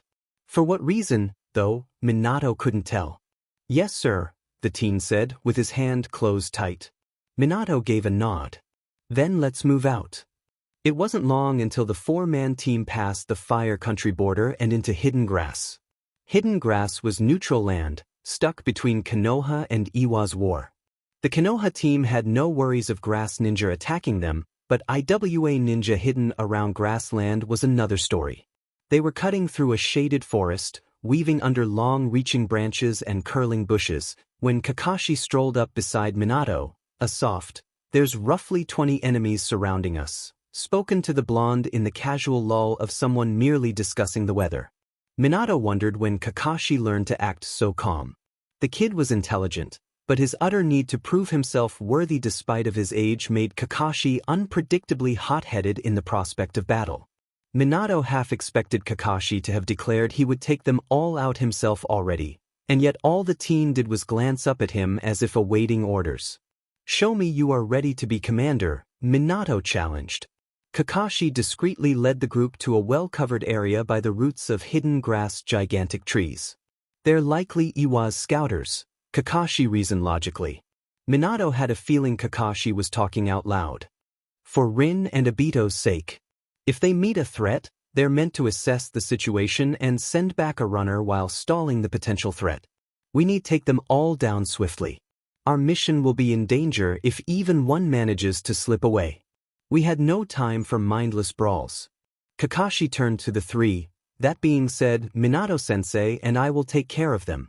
Rin, stay here, save your energy in case we're injured. Obito, stay here and watch Rin's back, and—" The teen tilted his head thoughtfully, the smallest of smiles behind his mask, "and don't cry." Obito's indignant howl was muted behind Rin's hands as Kakashi and Minato slipped away. "Those were sound orders," Minato commented, "other than riling Obito up at the end." Kakashi shrugged. "It was a nostalgic memory," he said, before holding out his hand. The teen alternated between looking at his hand and the enemy surrounding them as if calculating distances and time. At last he turned towards the blonde. "Can you watch my back?" he asked, nothing like the past Kakashi who would rather shoulder the whole 1,000-ton world on his sole back than to show any weakness. "Of course," Minato said immediately. Kakashi's hands swirled in chakra at his words, tingling the air in electricity as birds chirped in their ears. "I hope you're fast," Kakashi said, sounding so teasing. And then he shot off. Down went the enemy nin in the hands of the Kakashi's glowing ball of chakra. One by one the enemy dropped. "I'm right behind you," Minato murmured to Kakashi to remind him of his presence, but mostly to inform the teen that he was able to keep up with Kakashi's pace. Kakashi grunted back in response, he clearly never considered otherwise. The battle was over in record time, terminated by the seemingly continuous streaks of white and yellow. Minato was hesitant to even call it a battle anymore, more like a one-sided encounter. "Kakashi, good job," Minato said as they skidded to a stop, assessing their blood-spotted clothing. Minato wiped a bloody kwani on the grass as he regarded his student. However, I don't recommend you using that jutsu if you don't have backup with you to keep them from retaliating first. It's fast and has a powerful destructive force, but if you had been out there alone, you would have ran straight into your enemy's counters without being able to stop in time. Of course, was Kakashi's knowing nod. Minato supposed he did know, considering he had asked Minato to aid him before rushing out. Rin, Obito, good job to the both of you as well, Minato added when they reached the other two. One man tried to get us, but Obito took care of him, Rin reported as she was bandaging up the raven-haired boy's small cut. Minato glanced over at Kakashi for injuries.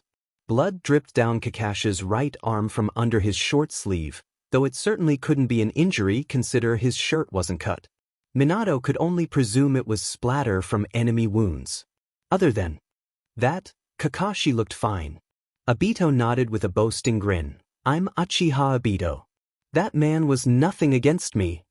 He shot Kakashi a glare. I told you I wouldn't cry. Minato watched as Kakashi's face softened, before Kakashi slipped his hands into his pockets and assumed an uncaring slouch that was quickly echoed by his expression. Whatever, he said, but Minato thought he sounded rather pleased. The glowing sun in the sky seemed to drop quickly after that, forcing the team to set up camp. The night was cold and silent, and over much too soon. Minato laid in a contemplative silence as he thought, eyes seeking out the newly risen sun. The rise of the morning sun brought along a new day, one where Minato had to let his student depart as they diverged into two separate units. He was wary, of course he was. Those kids of his were so young and impulsive, and brought heaps of parental protectiveness out of him, but Minato knew he couldn't coddle them forever. Besides, Minato had growing hope everything might actually work out in the end. Kakashi seemed more level-headed recently, if their last battle was anything to go by. Obito had a grudging respect for the other boy after seeing Kakashi's talent as commander. And if they fought, Rin would always be there to keep her boys in order. Surely nothing could go wrong? All right, you three, this is where we split. Yes, sir, the three answered back, looking so determined and strong, and more mature than the 13 years they really were. Minato glanced over at Kakashi, who seemed so fidgety. Nerves, Minato was certain, this was his first Jounin mission after all, and grinned comfortingly over at the kid. Kakashi kept his head ducked, letting his silver bangs shadowed over his eyes. Make sure to keep your team safe, Commander, Minato said. I will. It was only when they finally split, Minato casually crossing around Kakashi so he could give Rin and Obito a final reassuring pat on the back, that Kakashi looked up as he unconsciously tracked the blonde's abrupt movement. It was then that Minato noticed the pale line crossing vertically across Kakashi's left eye. It was unassuming, like a scratch on the skin with dull fingernails that dug a little too harshly. And yet Minato had this odd feeling it was growing darker and darker with every passing second, like an ominous premonition slowly catching up with them. The back of Minato's mind was occupied by the presence of one, and only one thing, the tug of the seal on the three-pronged kunai he'd given Kakashi. As confident as he was of his student's skills, he was equally as fearful of the dangers they were in. In the past he was always there with them to save them in case anything went wrong. But this time, they had separate missions. Kakashi's mission wasn't exactly high risk, especially with Minato's and drawing attention away from the Canopy Bridge, but still, could his kids handle it if there were more enemy scouters than the small group they'd encountered by the border of grass? The way Kakashi had been lately was the root cause of Minato's uncertainty. Minato felt so inadequate at judging his team's chances with his data on one of his students so incomplete. Should he have declined the mission for Kakashi and waited until the team looked better, despite what Kakashi desired? But then again, he did already seem better, especially compared to how he had been months ago. Ever since Inoichi's involvement, Kakashi seemed to be truly pulling through from whatever plight had hailed him. Maybe he was finally healing after given the chance to unload to the blonde. Or perhaps after that day, Kakashi realized just how worried Minato had to have been in order for him to call in Inoichi for help, and this calmness from Kakashi was just him trying so much harder to hide his pain from the world. Minato would never know. The ground under Minato shook suddenly at that last thought. With a quick shake of his head, Minato pulled himself back into the present. He dodged falling rocks as he made his way towards one of the Konoha men stationed around. "You're here at last," the man cried in visible relief. He launched into a brief explanation about all Minato needed to know, but it was nothing new. A quick survey of the situation before him told Minato just as much as the man's next words. "There are around 50 enemies left out there. In comparison, there are only 4 of us left alive." It was a grim state, but that was why he was here to assist them. Minato would be no use if he kept obsessing over his 3 students instead of focusing on the present. Pulling out his bundle of 3-pronged kunai, each one painfully drawn up the day before his mission for this reason exactly, Minato allowed the 4 remaining men to split them up between them. "Everyone," Minato commanded in a quiet but powerful demand, "throw these kunai at the enemy side together. I'll take care of it from there." Metal glistened under the sunlight as the kunai arched through the air, one after another, like a flock of metallic birds taking flight. "Watch carefully. Don't blink," one of the men said from where he was crouched as he walked up to the ledge with his hand curled in a seal. "Now we get to see the fight of Konoha's Yellow Flash." At those words, Minato vanished.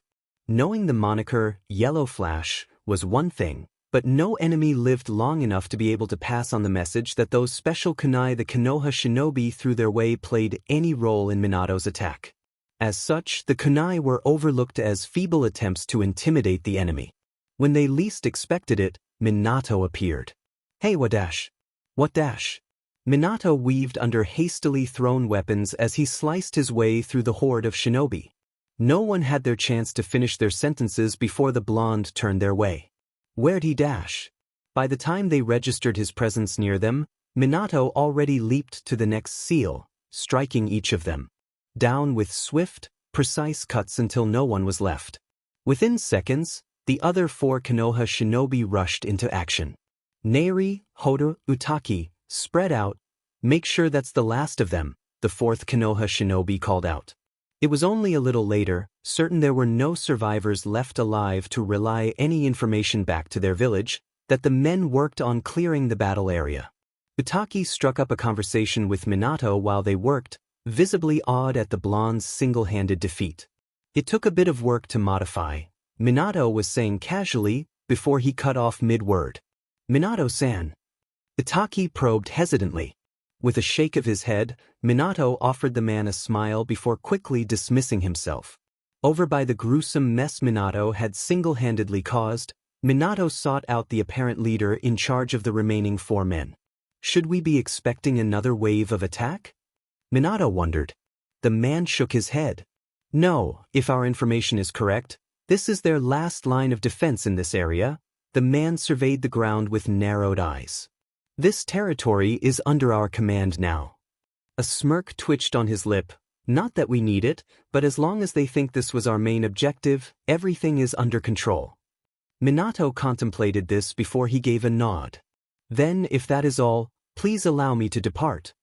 After the last of their enemy had fallen, the Konoha shinobi had been busy retrieving the blonde's scattered 3-pronged kunai. Most were sealed back into the scroll Minato had brought to the battle with him. Minato slipped his hand into his pocket and extracted a kunai he had yet to put away. "I can leave you with this should anything unexpected occur. However, there is something else I need to take care of at this time." "Ah," the man murmured, rather understandingly, a soft smile on his lips. "I hear your students are on their first mission alone?" "Yes." "Well, we really aren't expecting anything now that we've managed to secure the front. Go ahead to your kids." With distracted nod, Minato focused on the back in his mind, tracking down that sudden spark he'd felt indicating that Kakashi had thrown the special kunai of his. There was only one reason why Kakashi would ever consider using such an odd, unfamiliar projectile, and that was because Kakashi was desperate. Anything that made a prodigy shinobi like Kakashi desperate was never a good sign. In a flash of yellow, the scenery in front of Minato changed. Minato had held himself tense and ready the moment he activated his Hiraition seal. He expected to appear in the middle of the battle, with men surrounding him at all sides. Stray kunai tended to be littered on the ground directly between the two opposing sides, after all. Minato didn't expect his three-pronged kunai to be thrown way off into the clearing. He didn't expect it to be so well hidden behind the throngs of trees, giving him time to survey the situation before forced to storm into. Help his precious students. In the field in front of him, in front of a collapsed cave, stood his three kids. They were standing in a defensive formation, back against back. Obito and Rin seemed relatively fine, if not breathing heavily from the exertion. Then again, with the amount of Rocknins surround them, their tight circle, who wouldn't be? Kakashi was furthest away from Minato, with his back turned his way. The blonde couldn't clearly see how the prodigy fared, but Kakashi seemed like the most composed one in the situation they were thrown in. Somehow Kakashi didn't look as desperate as Minato was led to believe. Then Kakashi flinched suddenly. His movement flowed stiffer for all of a second, before the teen visibly shook it off. Minato's eyes narrowed. Kakashi was obviously hurt and laboriously trying not to show it. Who knew how long the silver-haired teen had been holding in that pain? That was enough for Minato. With the element of surprise and his speed on his side, Minato lunged for the enemy nin.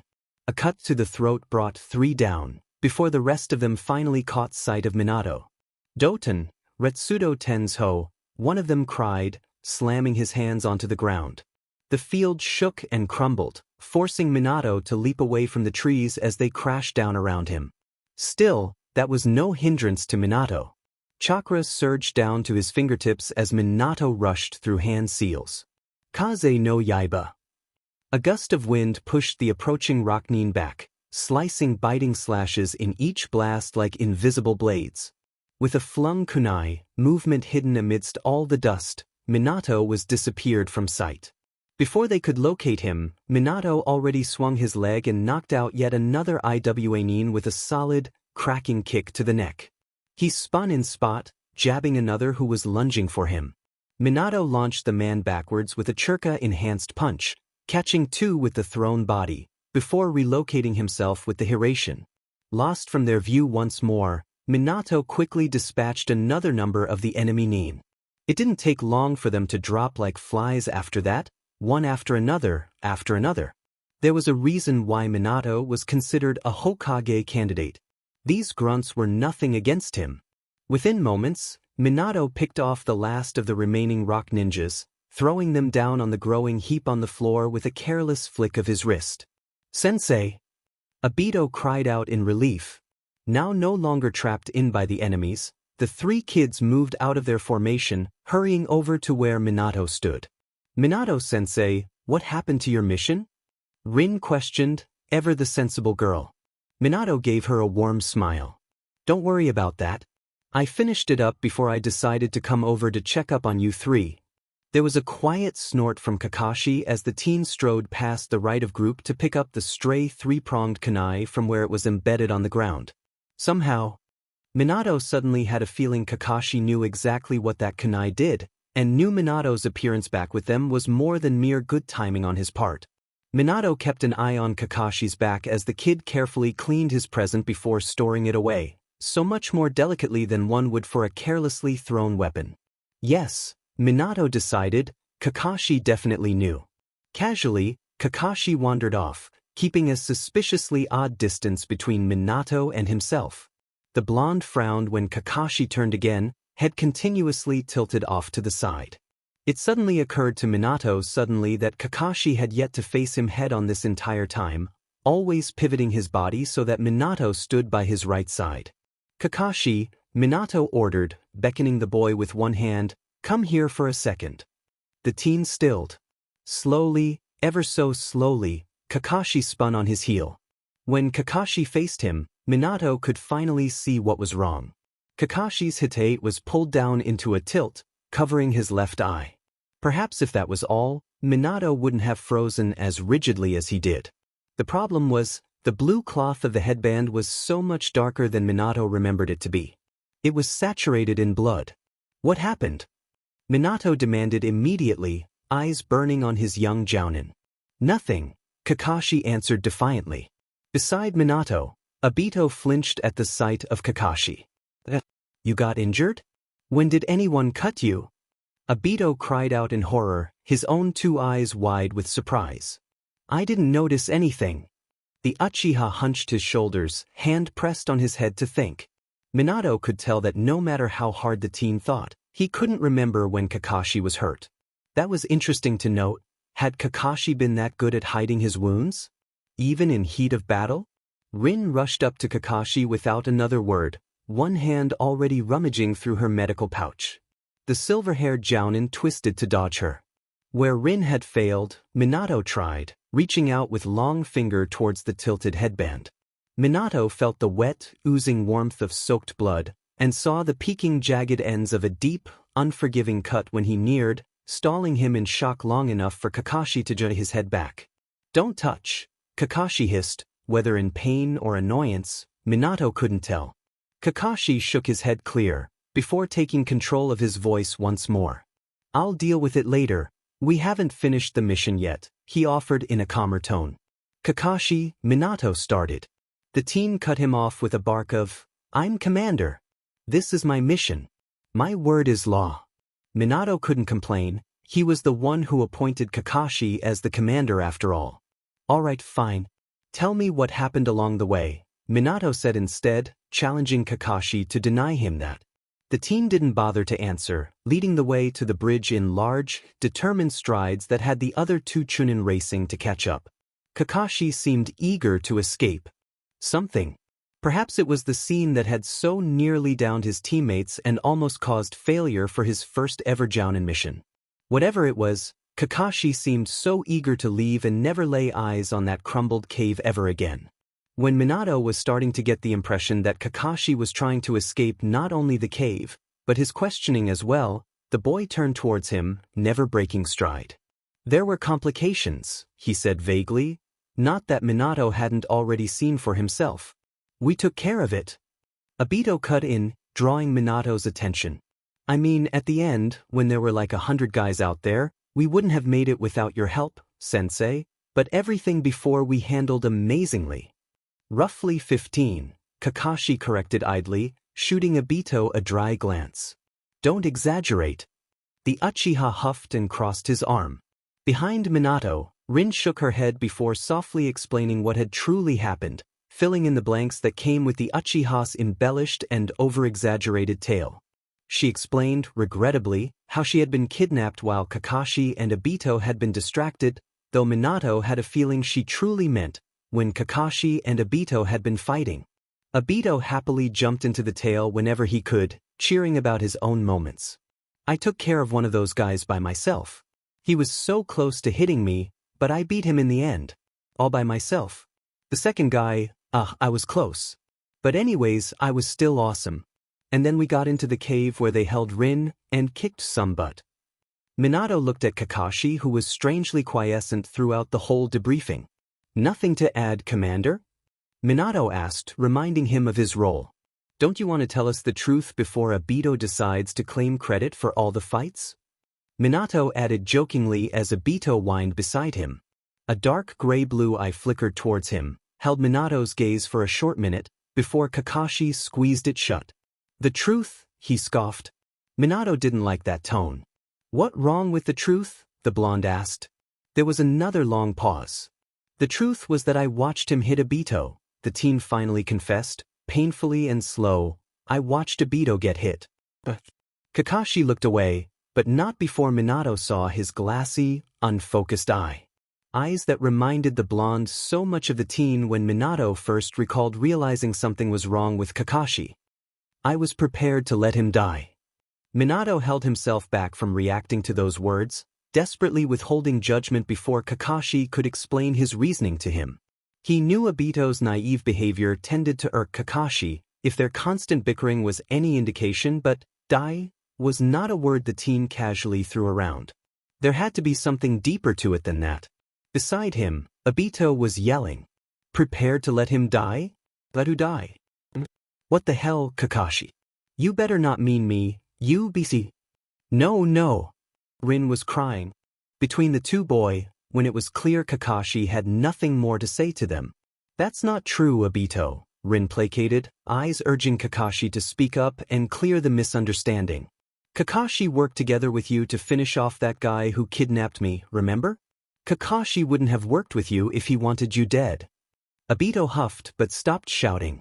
He gave Kakashi a narrow glare, looking like he was thinking hard, but perhaps, Minato thought, he was making time, waiting for Kakashi to agree with Rin's words.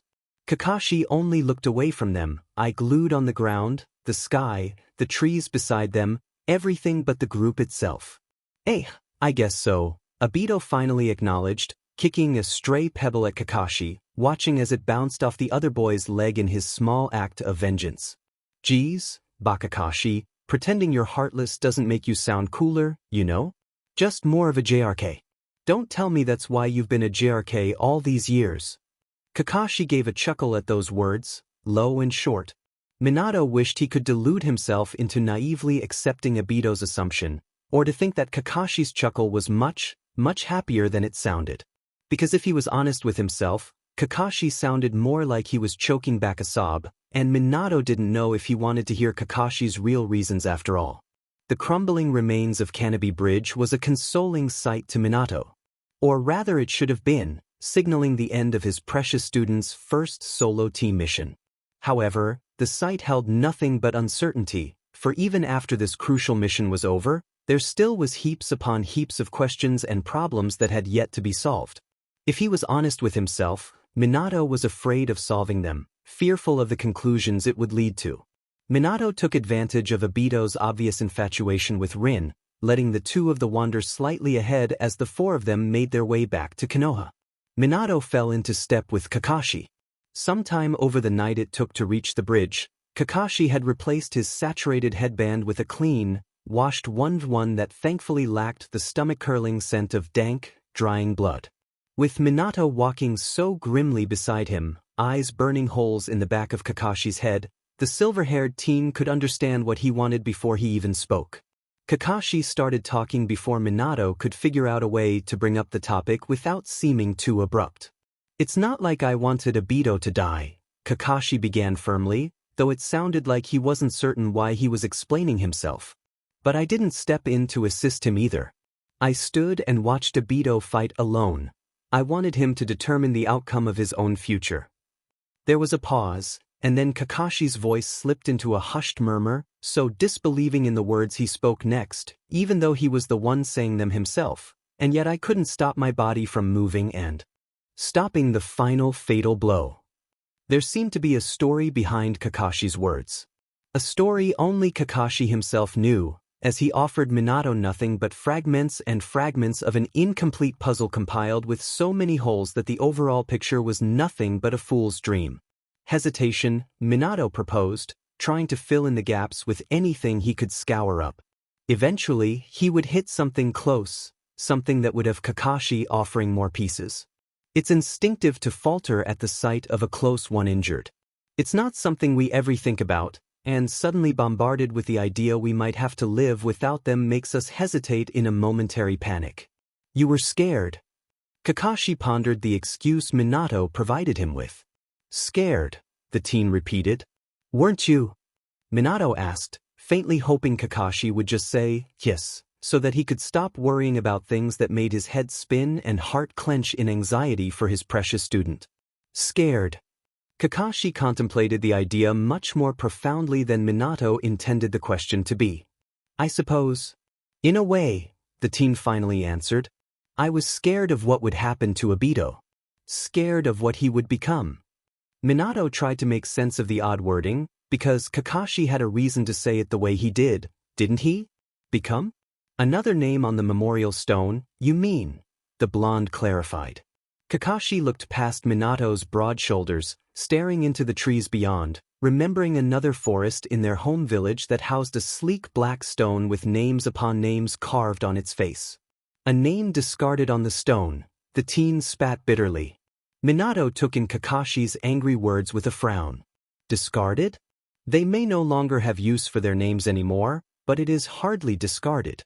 Just because they're gone doesn't mean they've ceased to exist in our minds. I'm sure the deceased appreciate it when you spread their names, their victories, and their ideals to the younger generations. Kakashi scoffed a quiet, "If only," before letting out a sigh.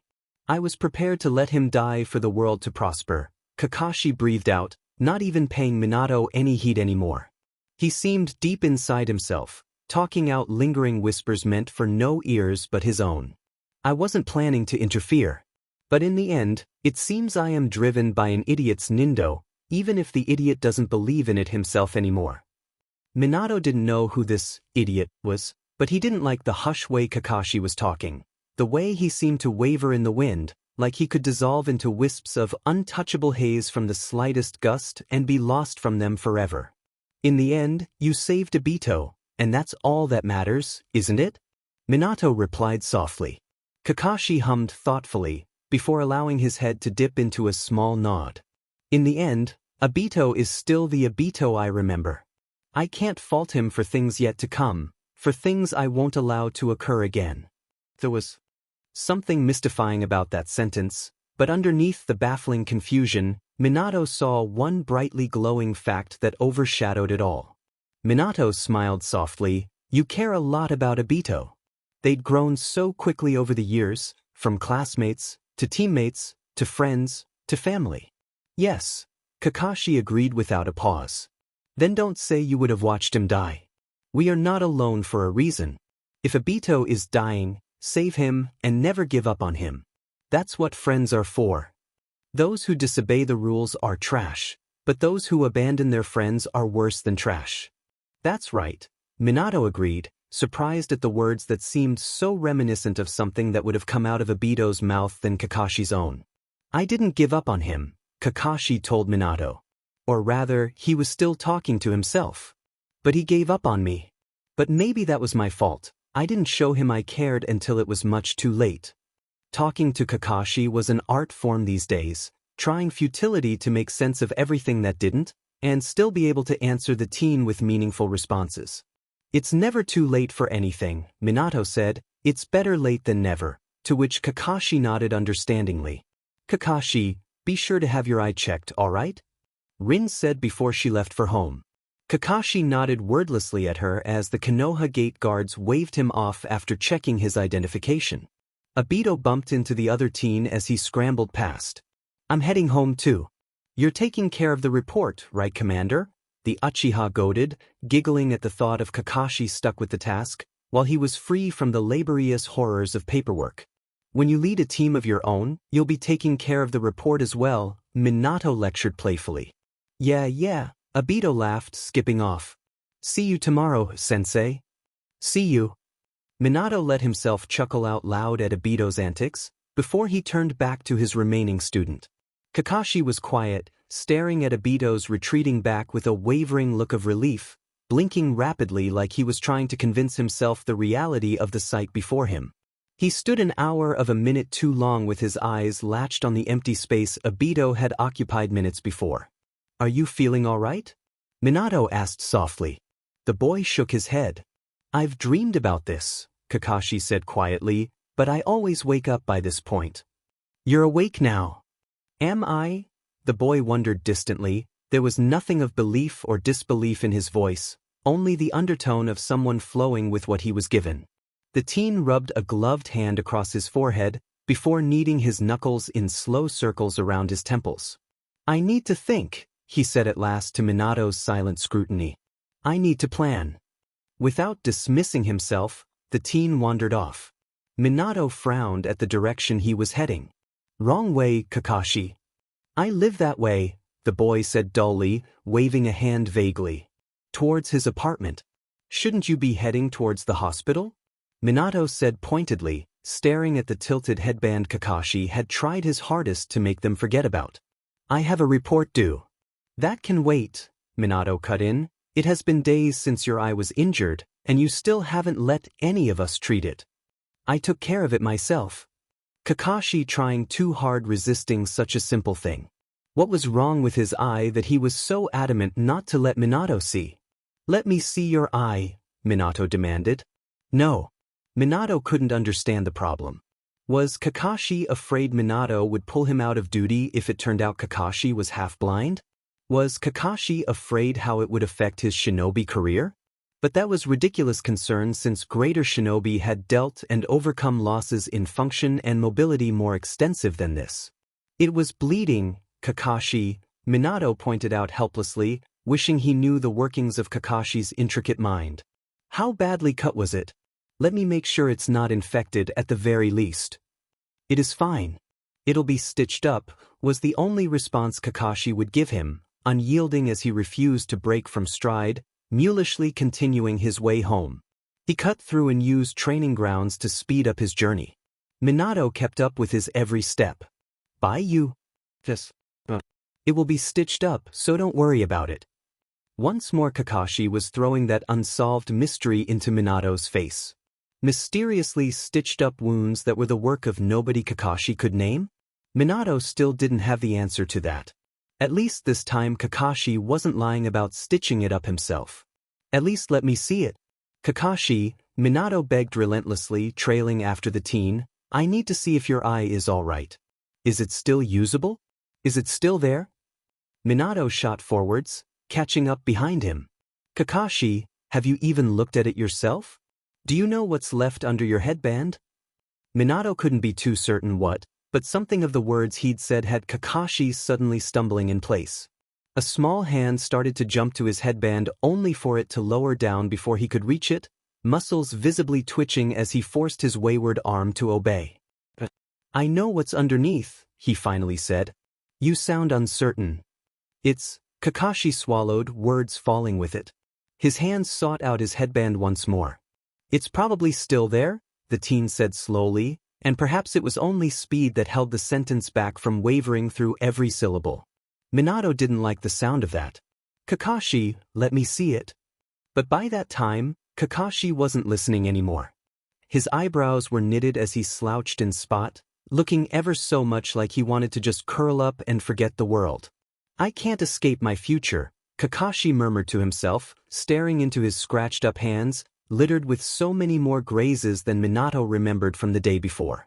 If it's like everything else, then it'll come back as well, but an eye can't just appear from thin air. It's finally where it belongs now.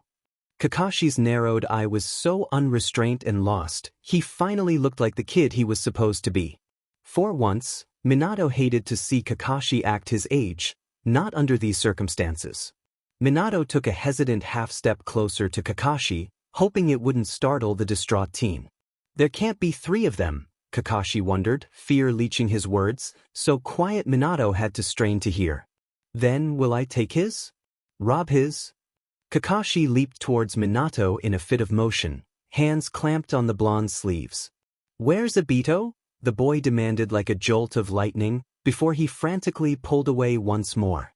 Kakashi's shattered equanimity was a sight Minato never wanted to see. Minato tugged the teen by the back of his collar, catching Kakashi as he tumbled into his arms. Kakashi, what are you talking about? The man pressed pleadingly, unable to keep up with the cryptic unfinished sentences and sudden topic changes. However, if there was one thing he understood, it was that Kakashi was starting to panic. Obito just left a minute ago. He's fine, remember?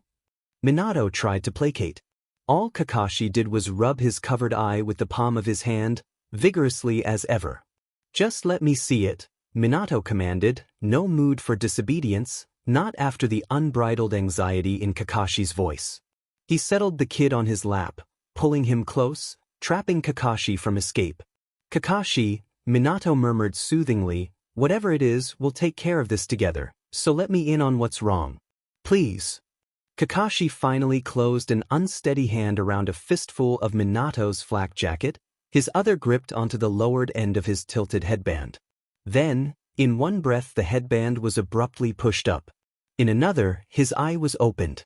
And in a third, Kakashi used the hand on Minato's jacket to pull himself up to lean so utterly close to Minato's face that Minato didn't dare to breath for a second. Kakashi stared into the depths of Minato's cerulean irises, focusing on the convexed image of himself in his eyes. Kakashi jolted back at the reflection, a hissing, "It's back," on his lips, and Minato was left staring, astonished at the sight he saw. In place of what should have been a gray-blue eye, was the swirl of red, slowly, slowly bleeding a crimson shade that was quickly overtaking the whole of his iris. It was the building of what Minato suddenly dreaded to be the Sharingan. Kakashi stumbled from a clash of opposing reactions, trying to break free, half standing and trying to run backwards while the whole of his body rebelled by freezing stiffly. Minato caught the teen in his arms, pinning Kakashi in place. "What is going on?" Minato wanted to demand, but Kakashi's frantic words rushed over him. "Obito," the silver-haired teen muttered as his fists dug into Minato's shirt, clenching and pulling. "Obito."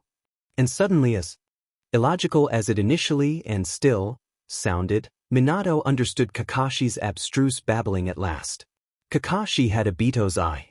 "That's not possible," Minato wanted to say, but then why was the Sharingan slowly blooming in Kakashi's uncovered eye? "It's not Obito's," Minato eventually stuttered out from the depths of his whirling mind. It couldn't be Obito's eye. Why would it be Obito's?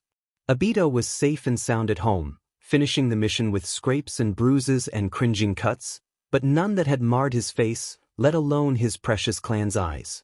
Why did Kakashi presume it was? "It is," Kakashi hissed, crossed between a tremble and a plead. Minato reached out with his hands, cupped round to match the curve of Kakashi's delicate face, wanting to pull the child inwards towards him to embrace. Kakashi fled from his hold. His pale fingers tugged at his headband, covering up the eye like it was a sin he could never stomach, a sin Minato could be tainted with. But Minato was unrelenting. He was stubborn, he was determined, he was Kakashi's teacher, brother, father, and everything in between. Did Kakashi really think that after Minato saw the fear and dread on Kakashi that was at long last unfiltered by his usual mask of indifference, that Minato would really let him suffer alone? Kakashi's shoulders slumped in resignation to Minato's stubbornness, and Minato pulled him back close. Kakashi wasn't leaning into his body as a child would do, but his tense body did seem to relax in Minato's warm, enveloping hold. A hand caressed continuous circles on Kakashi's small back. It's fine," Minato murmured comfortingly, even though nothing was. The world was flipped on its side, where the impossible suddenly seemed quite possible, and Minato had a feeling the wonders weren't quite over yet. I need to think," Kakashi mumbled disjointedly, mind jumbled, trying to think of a logical step to take next. Kakashi's breath inhaled and exhaled in harsh, regulated jargus. In a tug, Kakashi pulled off his headband completely, staring down at the metal plate which grandly bore their village's symbol, like it held the answer to life itself. "No, I need to see Obito," the teen corrected. Still, he made no move to get up, and nor did Minato let go. Mismatched eyes turned towards the blonde, staring so unguardedly that it drew in Minato's gaze. It was seconds later before a whispered wonder echoed through the eerie silence between them, sounding too much like a wearily man too tired to be able to support the world on his own anymore. "What do I do now?" "Tell me everything," Minato said. Kakashi closed his eyes and let out an extensively long breath, as if preparing himself for the inevitable. When the silence started to stretch just a little bit too long for comfort, the teen began in a voice thick with feeling. "It all started when I fell through a crack in the space-time dimension where Obito left me to bleed to death. Minato's world wasn't the same after that.